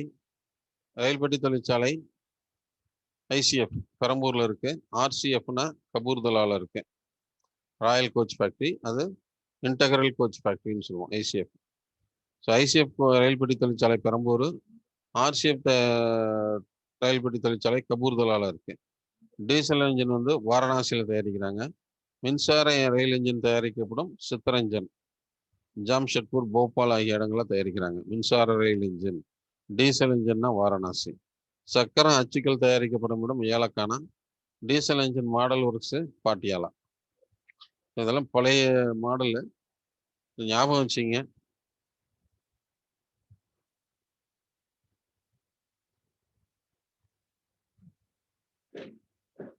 Integral coach factory ICF, integral coach factory. கப்பல் கட்டுதல் பார்த்தீங்கன்னா ஹிந்துஸ்தான் கப்பல் கட்டும் தளம் விசாகப்பட்டினம். இந்தியாவில் கப்பல் கட்டும் தளம் ஃபர்ஸ்ட் 1948 ஏற்படுத்தப்பட்டது தான் இந்த ஹிந்துஸ்தான் கப்பல் கட்டும் தளம் விசாகப்பட்டினம். மசக்கான் கப்பல் கட்டும் தளம்னா மும்பை. கார்டன் ரீச் கப்பல் கட்டும் தளம்னா கொல்கத்தா. இந்த 3 இடங்கள்ல கப்பல் கட்டுறாங்க. ஸோ இங்க இந்த கப்பல் கட்டக்கூடிய இடத்துக்கு தான் இதை சொல்லியிருக்கோம், ஹிந்துஸ்தான் மசகான், கார்டன் ரீச். ரொம்ப பழமையானது எதுன்னா ஹிந்துஸ்தான் தான். 1948 நிறுவப்பட்டது. ஹிந்துஸ்தான் கப்பல் கட்டும் தளம் விசாகப்பட்டினம். அடுத்து கனிமங்கள், தொழிற்சாலைகள் பார்த்தோம். அதுக்கடுத்து கனிமங்கள் பார்த்தோம். ஹேமடைட் தாது சத்தீஸ்கர், ஜார்க்கண்ட், ஒடிசா, கோவாவில் கிடைக்கும். மேக்னசைட் தாது கர்நாடகா கடற்கரை, தமிழ்நாடு, கேரளாவில் கிடைக்கும். ஸோ இப்போ சேலத்தில் கிடைக்கிறது எல்லாமே பார்த்தீங்கன்னா மேக்னசைட். இரும்புத்தாது சுரங்கம் உள்ள இடங்கள், இரும்புத்தாது ஹேமடைட்டு, அது மாநிலங்களை சொல்லியிருக்கோம். இரும்புத்தாது சுரங்கம் உள்ள இடம் எதுன்னா மயூர்பஞ்ச், கியோன்ஜகார் ஒடிசா, குதிரைமுக், சிக்மங்களூர்னா கர்நாடகா, சிங்கரேணி அப்படின்னா ஆந்திரா, கஞ்சமலை சேலம். சரிங்களா? இதெல்லாம் வந்து இரும்பு சுரங்கம் இரும்பு சுரங்கம் உள்ள இடங்கள். மயூர்பஞ்ச், கியோன்ஜகார், குதிரைமுக், சிக்மங்களூர், சிங்கரேணி, அடுத்து கஞ்சமலை. இது எல்லாமே வந்து நீங்க சும்மா ஒரு தூரம் படிச்சு பார்த்துங்க. மயூர்பஞ்ச், கியோன்ஜகார் ஒடிசா, குதிரைமுக், சிக்மங்களூர் அப்படின்னா கர்நாடகா, கஞ்சமலை அப்படின்னா சேலம், சிங்கரேணி அப்படின்னா ஆத்தூர், சரியா, ஆந்திரா. சிங்கரேணி அப்படின்னா ஆந்திரா. அது நிலக்கரி கிடைக்கும் இடங்கள். இது தொழிற்சாலைகளின் தாயின்னு சொல்லுவோம், மதர் ஆஃப் இண்டஸ்ட்ரின்னு சொல்றது. நிலக்கரி கிடைக்கும் இடங்கள் பார்த்தீங்கன்னாக்க கோர்ஃபா, ஜாரியா இந்த மெயினாக கிடைக்குது.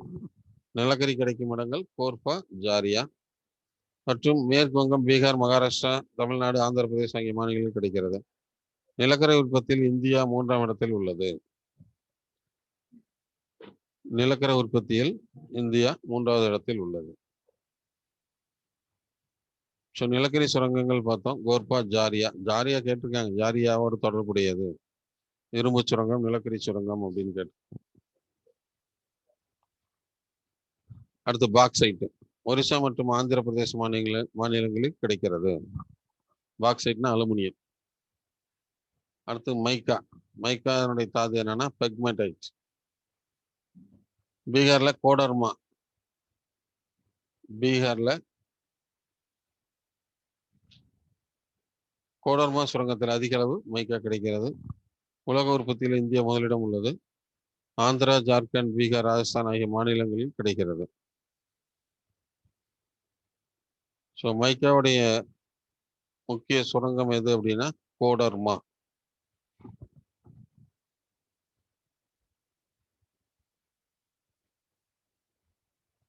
தங்கன கோலார் தங்கவேல். அடுத்து ராமகிரி, ஆந்திர பிரதேசம்.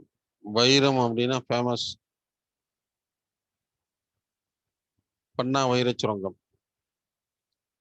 பன்னா வைரச் சுரங்கம் உள்ள இடம் மத்திய பிரதேஷ். அப்புறம் 2-3 இடத்துல ராமல்லா கோட்டா, நாராயணபட் ஆந்திர பிரதேசம், ராய்ப்பூர் சத்தீஸ்கர்ல இருக்கு.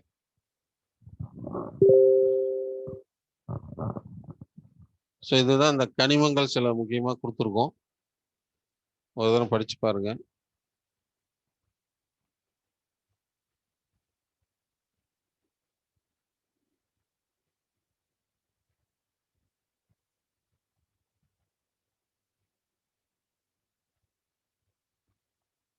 அடுத்தது சிறப்பு பொருளாதார மண்டலம், ஸ்பெஷல் எக்கனாமிக் ஜோன், செஸ் அப்படின்னு சொல்லப்படுது. வெளிநாட்டு முதலீடுகளை ஈர்க்கும் வகையில் இந்திய அரசு 2000 ஆண்டில் சிறப்பு பொருளாதார கொள்கை வெளியிட்டது. சிறப்பு பொருளாதார கொள்கை வெளியிட்டது. செஸ் சட்டம் 2005 இயற்றப்பட்டு ஏற்றுமதி அதிகரித்து தொழில்துறையை மேம்படுத்தி உலகமயமாக்க சட்டம் கொண்டு வரப்பட்டது. செஸ் சட்டம் 2005 இயற்றப்பட்டு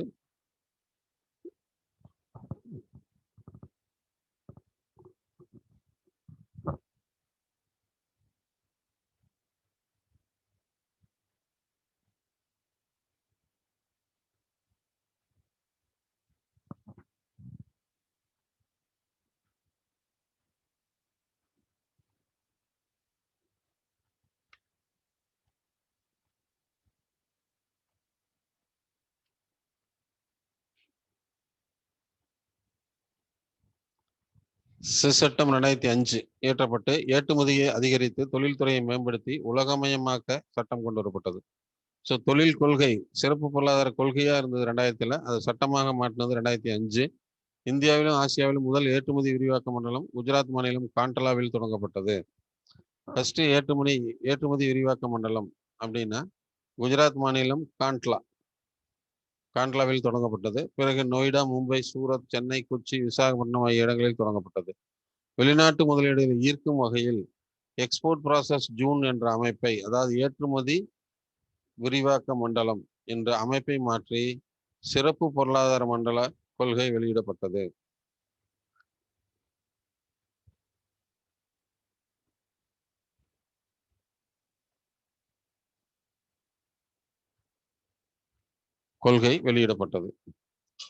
ஸோ செஸ் கொள்கை சிறப்பு பொருளாதார மண்டலம் அப்படிங்கிறது செஸ் கொள்கை 2000 ஆண்டில் வெளியிடப்பட்டு 2005 சட்டமாக கொண்டு வரப்பட்டது. இந்தியாவில் முதல் ஏற்றுமதி விரிவாக்க மண்டலம் அப்படின்னா காண்டலா. அதுக்கு பின்னாடி நிறைய ஜோன், எக்ஸ்போர்ட் ப்ராசஸிங் ஜோன் கொண்டு வந்தாங்க. அந்த எக்ஸ்போர்ட் ப்ராசஸ் ஜோன் தான் பின்னாடி செஸ் என பெயர் மாற்றம் செய்யப்பட்டது. சரிங்களா? இதில் பெயர் மாற்றம் செய்யப்பட்டதுன்னு எழுதிங்க. செஸ் என பெயர் மாற்றம் செய்யப்பட்டது.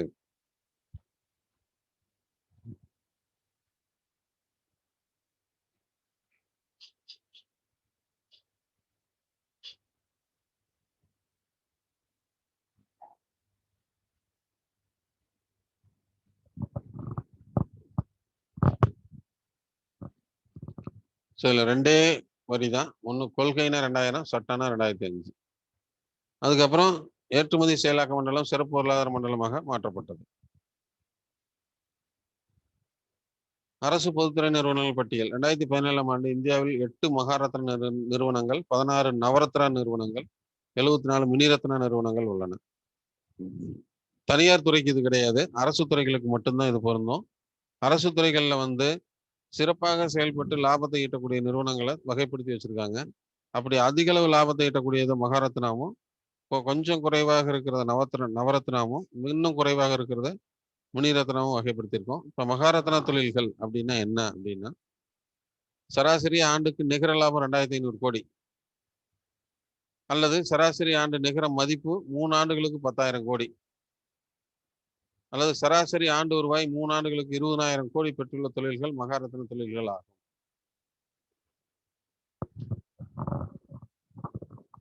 சரிங்களா?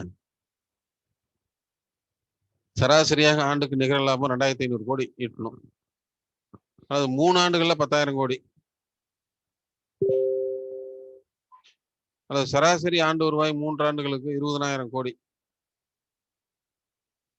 ஏதோ ஒண்ணு மொத்தத்துல 2,500 கோடி. அந்த மாதிரி ஹையஸ்ட் ஏர்னிங் பண்ணக்கூடிய தொழில்களை நம்ம என்னன்னு சொல்றோம்னா மகாரத்னா தொழில்கள் சொல்றோம்.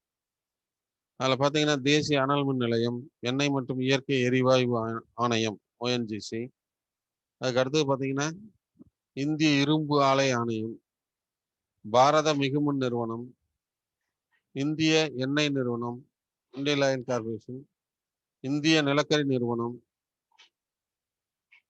கெயில் நிறுவனம், பாரதிய பெட்ரோலிய நிறுவனம். ஸோ இந்த 8 இண்டஸ்ட்ரி, கவர்மெண்ட் இண்டஸ்ட்ரி மட்டும்தான் மகாரத்னா அந்தஸ்தில் உள்ளது. இது தனியார் தொழில்களுக்கு கிடையாது. தனியார் தொழிற்சாலைகள், தனியார் அமைப்புள்ள தொழிற்சாலைகளுக்கு இது பொருந்தாது. முழுக்க முழுக்க அரசு துறை நிறுவனங்களுக்கு வழங்கப்பட்ட ஒரு அந்தஸ்து, சிறப்பான அந்தஸ்து. இப்போ தமிழ்நாட்டில் சரி, இப்போ சினிமாவில் இருக்கிறாங்கனாக்கா அவங்களுக்கு சினிமாவுடைய உயர்ந்த விருது தாதா சாஹிப் பால்கே விருது இப்போ கொடுத்தாங்க, ரஜினிகாந்த் கொடுத்தாங்க. எழுத்தாளர்களுக்கு ஞானபீட விருது கொடுக்குறாங்க. நடிகர்களுக்கு சிறந்த தேசிய விருது கொடுக்குறாங்க. அதே மாதிரி சிறந்த படைப்புள்ள நபர்களுக்கு பாரத் ரத்னா விருது கொடுக்குறாங்க.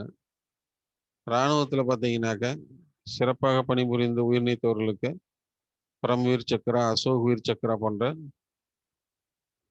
பதக்கங்கள் வழங்கப்படுகிறது. அது மாதிரி இந்த தொழில்துறைகளில் இருக்கக்கூடிய தொழிற்சாலைகளுக்கு, இந்த மாதிரி பெரிய தொழிற்சாலைகளுக்கு மகாரத்னா தொழில்கள் அப்படின்னு சிறப்பு அந்தஸ்து கொடுக்குறாங்க. அதில் இந்த 8 தான் NTPC, ONGC, SAIL, BHEL, IOCL, CIL, GAL, GAIL authority limited, sorry gas authority Indian limited, அதுக்கு அடுத்தது பாரத பெட்ரோலியம் நிறுவனம், பாரத் பெட்ரோலியம் கார்பரேஷன்.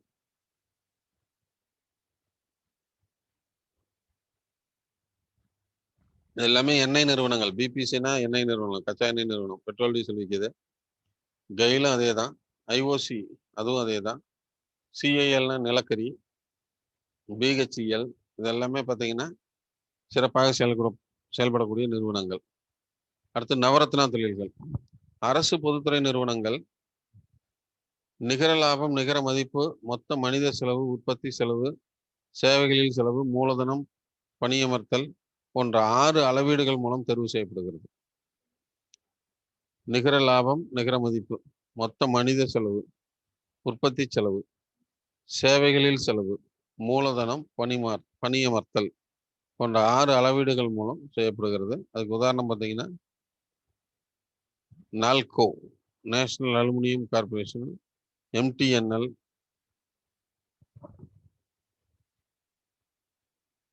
இதுலேயும் பிஹெச்இஎல் வருது. அதுக்கு அடுத்தது பார்த்தீங்கன்னா மினிரத்னா, 30 கோடி அல்லது அதற்கு மேல் தொடர்ச்சியாக 3 வருடங்கள் லாபம் ஈட்டிய தொழிற்சாலைகள் பிஎஸ்என்எல், சிபிசிஎல், எஸ்டிஐ.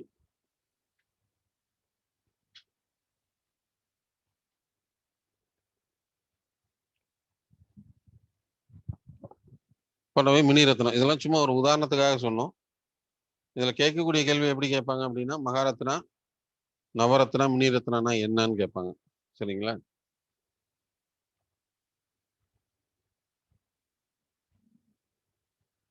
ஸோ தொழில் கொள்கைகள் அவ்வளோதான். இதில் ஏதாவது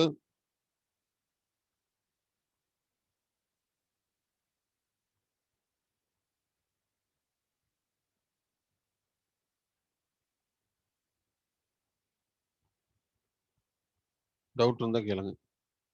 சிபிசிஎல்லாம் சென்னை பெட்ரோலியம் கார்பரேஷன்.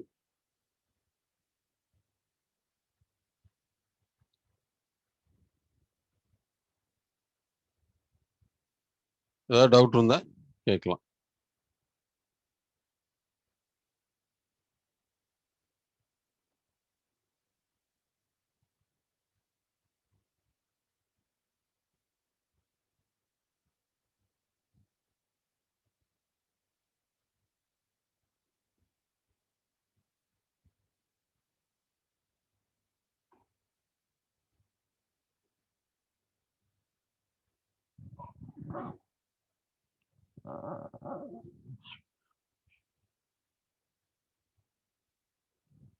அதாவது எண்ணெய் உற்பத்தியில் பாம்பே ஹை அதிகம்.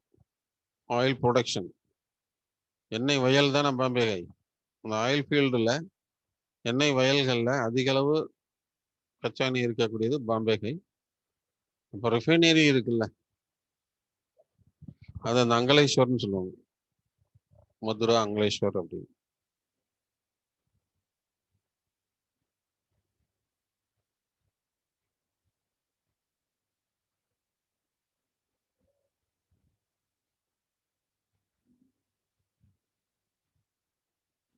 வேற ஏதாவது டவுட் இருந்தா கேளுங்க.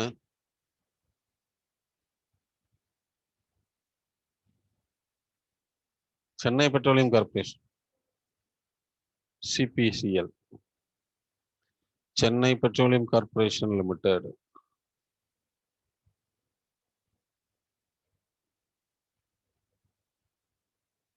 சிசு கிஷோர் தருண் அப்படிங்கிறது லோனு.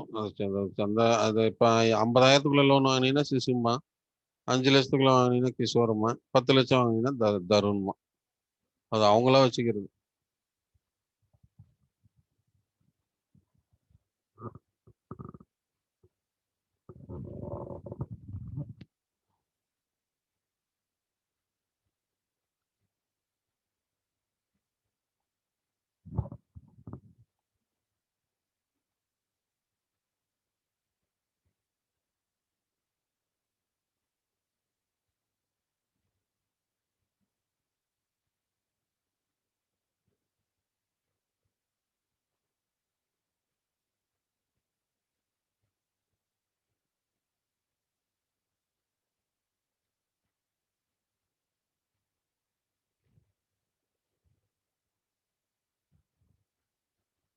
டவுட் யாருக்குமே இல்லையா? நீங்க அப்பா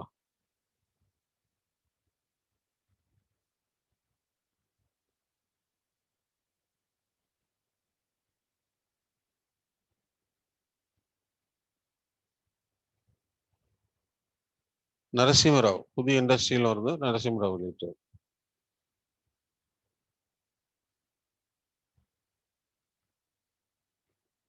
ஏற்பு வைப்புகள் டிமாண்ட் டெபாசிட் தான். பிக்சட் டெபாசிட் தான் நம்ம நிறைய பண்ணுவோம். டிமாண்ட் டெபாசிட்னா அரசாங்கம் சில பத்திரங்களை வெளியிடுவாங்க, 5 வருஷம் கழிச்சு மெச்சூரிட்டி கொடுப்போம், அதான் டிமாண்ட் டெபாசிட்.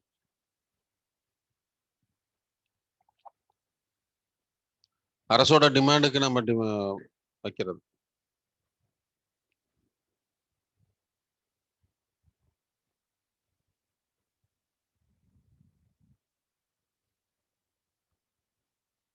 சரி, உங்களுக்கு டாக்ஸ் எல்லாம் நடத்தியாச்சா? நிதி பொருளியல், தேசிய வருமானம்,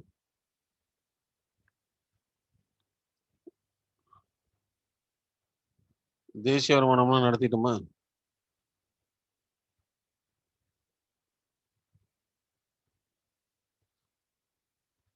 வரிகள்,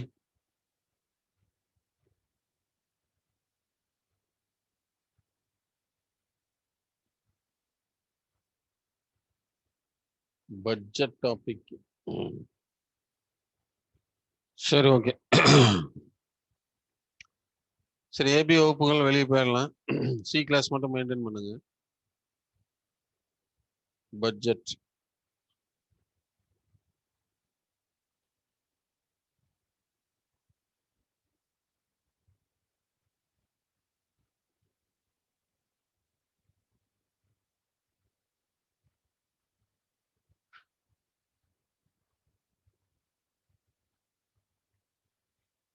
ஸோ பட்ஜெட்ங்கிறது வரவு செலவு திட்டம்.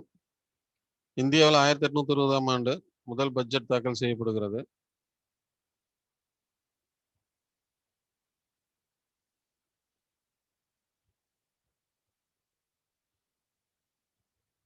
சமநிலை வரவு செலவு திட்டம்.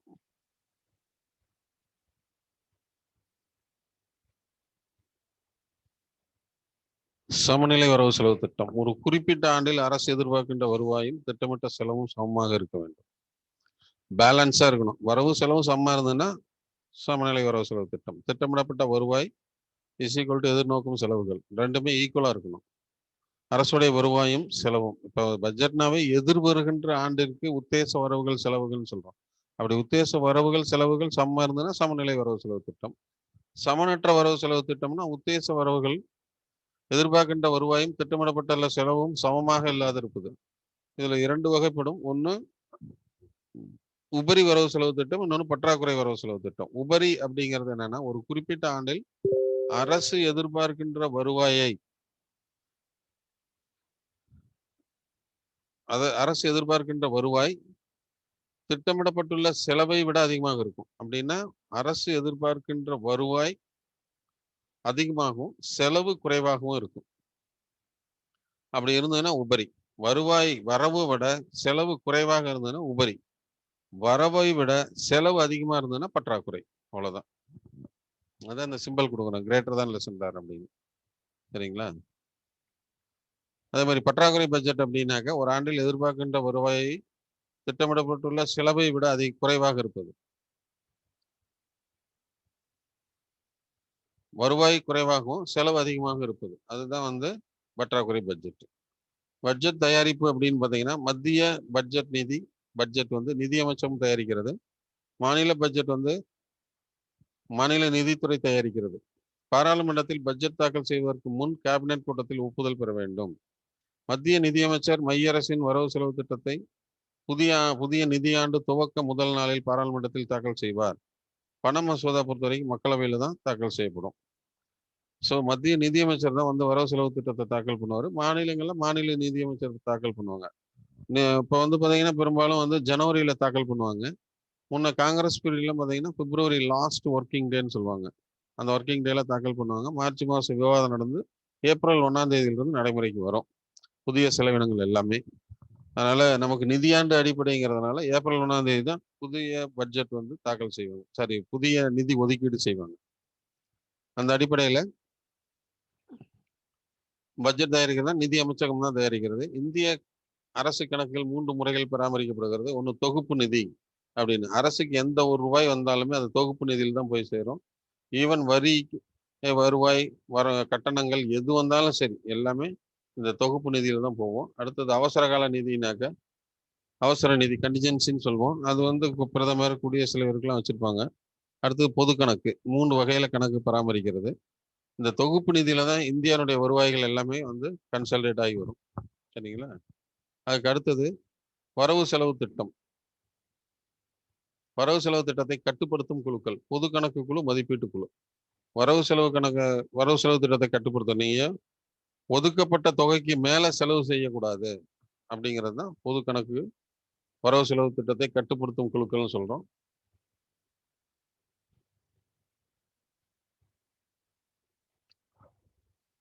வரவு செலவு திட்டத்தை கட்டுப்படுத்தும் குழுக்கள்னு சொல்றோம். இதுல பொது கணக்கு குழு, மதிப்பீட்டு குழு அப்படின்னு வச்சுங்க. வரவு செலவு திட்ட பற்றாக்குறைனா இந்திய அரசின் வரவு செலவு திட்டங்களுக்கு 4 வகையான பற்றாக்குறைகள் உள்ளன. பற்றாக்குறை 3% மிகாமல் இருக்க வேண்டும் என இந்த இடத்துல IMF பரிந்துரைத்துள்ளது. பன்னாட்டு பண நிதியம் பரிந்துரைத்துள்ளது. வருவாய் பற்றாக்குறை, வரவு செலவு திட்ட பற்றாக்குறை, நிதி பற்றாக்குறை, முதன்மை பற்றாக்குறை. இதுதான். இதுதான் வரவு செலவு திட்டங்கள். அதுக்கு அடுத்தது பார்த்தீங்கன்னாக்க உங்களுக்கு இந்த உள்ளாட்சி நிதின்னு வச்சிருக்கோம். உள்ளாட்சி நிதி என்பது இந்தியாவில் உள்ள உள்ளாட்சி அமைப்புகளின் நிதி பற்றியதாகும். தற்போது 4 வகையான உள்ளாட்சி அமைப்புகள் செயல்படுகின்றன. ஒன்று கிராம ஊராட்சி, மாவட்ட வாரியங்கள், நகராட்சி, மாநகராட்சி. ஊராட்சி என்பது ஒரு வருவாய் கிராமம் அல்லது 2 அல்லது மேற்பட்ட குக்கிராமங்களை இணைப்பது ஊராட்சி. பணிகள்னா சாலைகள், தொடக்கப்பள்ளி, கிராம சுகாதார நிலையங்கள் ஆகியவை பஞ்சாயத்தில் நிர்வகிக்கப்படுகின்றன. குடிநீர், வேளாண்மைக்கு நீர் வழங்குதல், பண்ணை பராமரிப்பு போன்றவை செயல்படுகின்றன. பஞ்சாயத்துக்கு ஆதாரம் என்னன்னா பொது சொத்து வரி, நிலம் மீதான வரி, தொழில் வரி, விலங்குகள் மற்றும் வாகனங்கள் மீதான வரி, சேவை வரி, நுழைவு வரி, திரையரங்கு வரி, புனித தலங்கள் வரி, திருமண வரி, பிறப்பு மற்றும் இறப்பு மீதான வரி, உழைப்பாளர்கள் மீதான வரி போன்ற வரிகள் மாநில அரசு அனுமதியுடன் விதிக்கப்படுகிறது. இதுதான் அவங்களுடைய வருவாய் மூலங்கள். இது பெருசா இது வரைக்கும் எந்த கேள்வியும் வரல. இருந்தாலும் நீங்க இதை ஒரு தடவை படிச்சுக்கிறது நல்லது. உள்ளாட்சி நிதிங்கிறது வந்து இந்தியாவில் உள்ள உள்ளாட்சி அமைப்புகளுக்கு நிதி பற்றியதாகும். இதுல கிராம ஊராட்சி, மாவட்ட வாரியங்கள், நகராட்சி, மாநகராட்சி இருக்கும். கிராம ஊராட்சியில பாத்தீங்கன்னாக்க சாலைகள், தொடக்கப்பள்ளி, கிராம சுகாதார நிலையங்களை பராமரிக்கணும். அவங்களுக்கு வருவாய் ஆதாரங்கள்னு பார்த்தீங்கன்னா இதில் கிடைக்கக்கூடிய வருவாய் ஆதாரங்கள். சரிங்களா?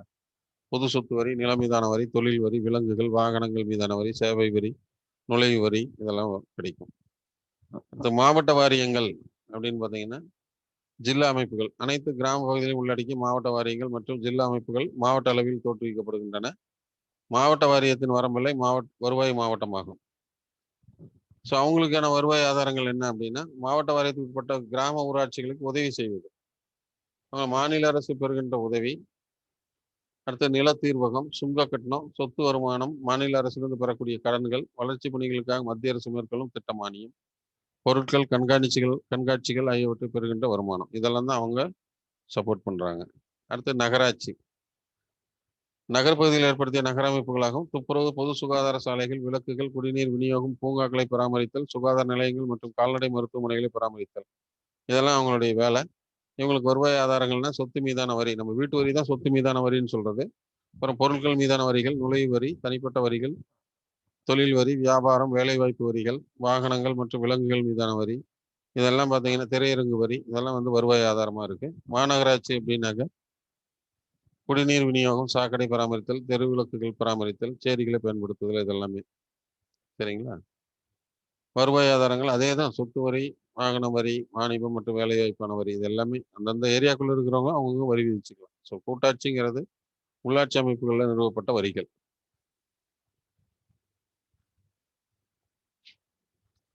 2 பேஜ் தான் இருக்கு. இதை நீங்க வந்து என்ன இதுல ஸ்கிரீன்லேயே இருக்க சொல்றேன், நீங்க பார்த்து படிச்சுக்கங்க, எழுதிக்கங்க. 2 பேஜ் தான் வரும். சரிங்களா? ஏதாவது டவுட் இருந்தா கேளுங்க.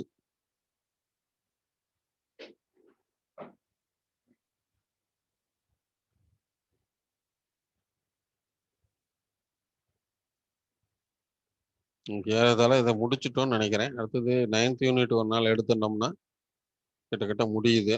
ஏன்னா அடுத்தது வங்கிகள் வந்துருச்சு. 9th யூனிட் முடிச்சிட்டோம்னாக்க அடுத்தது வந்து உங்களுக்கு புக் ரிவிஷன்ல போனால் கரெக்டாக இருக்கும். டவுட் இல்லையா?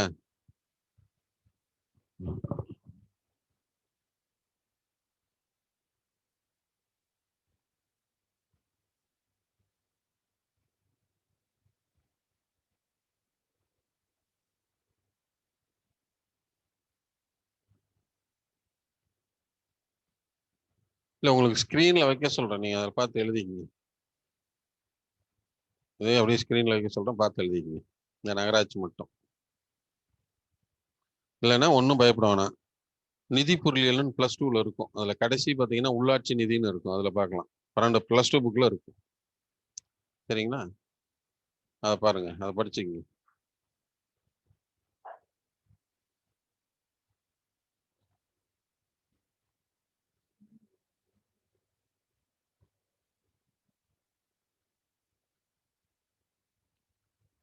Okay, all the best.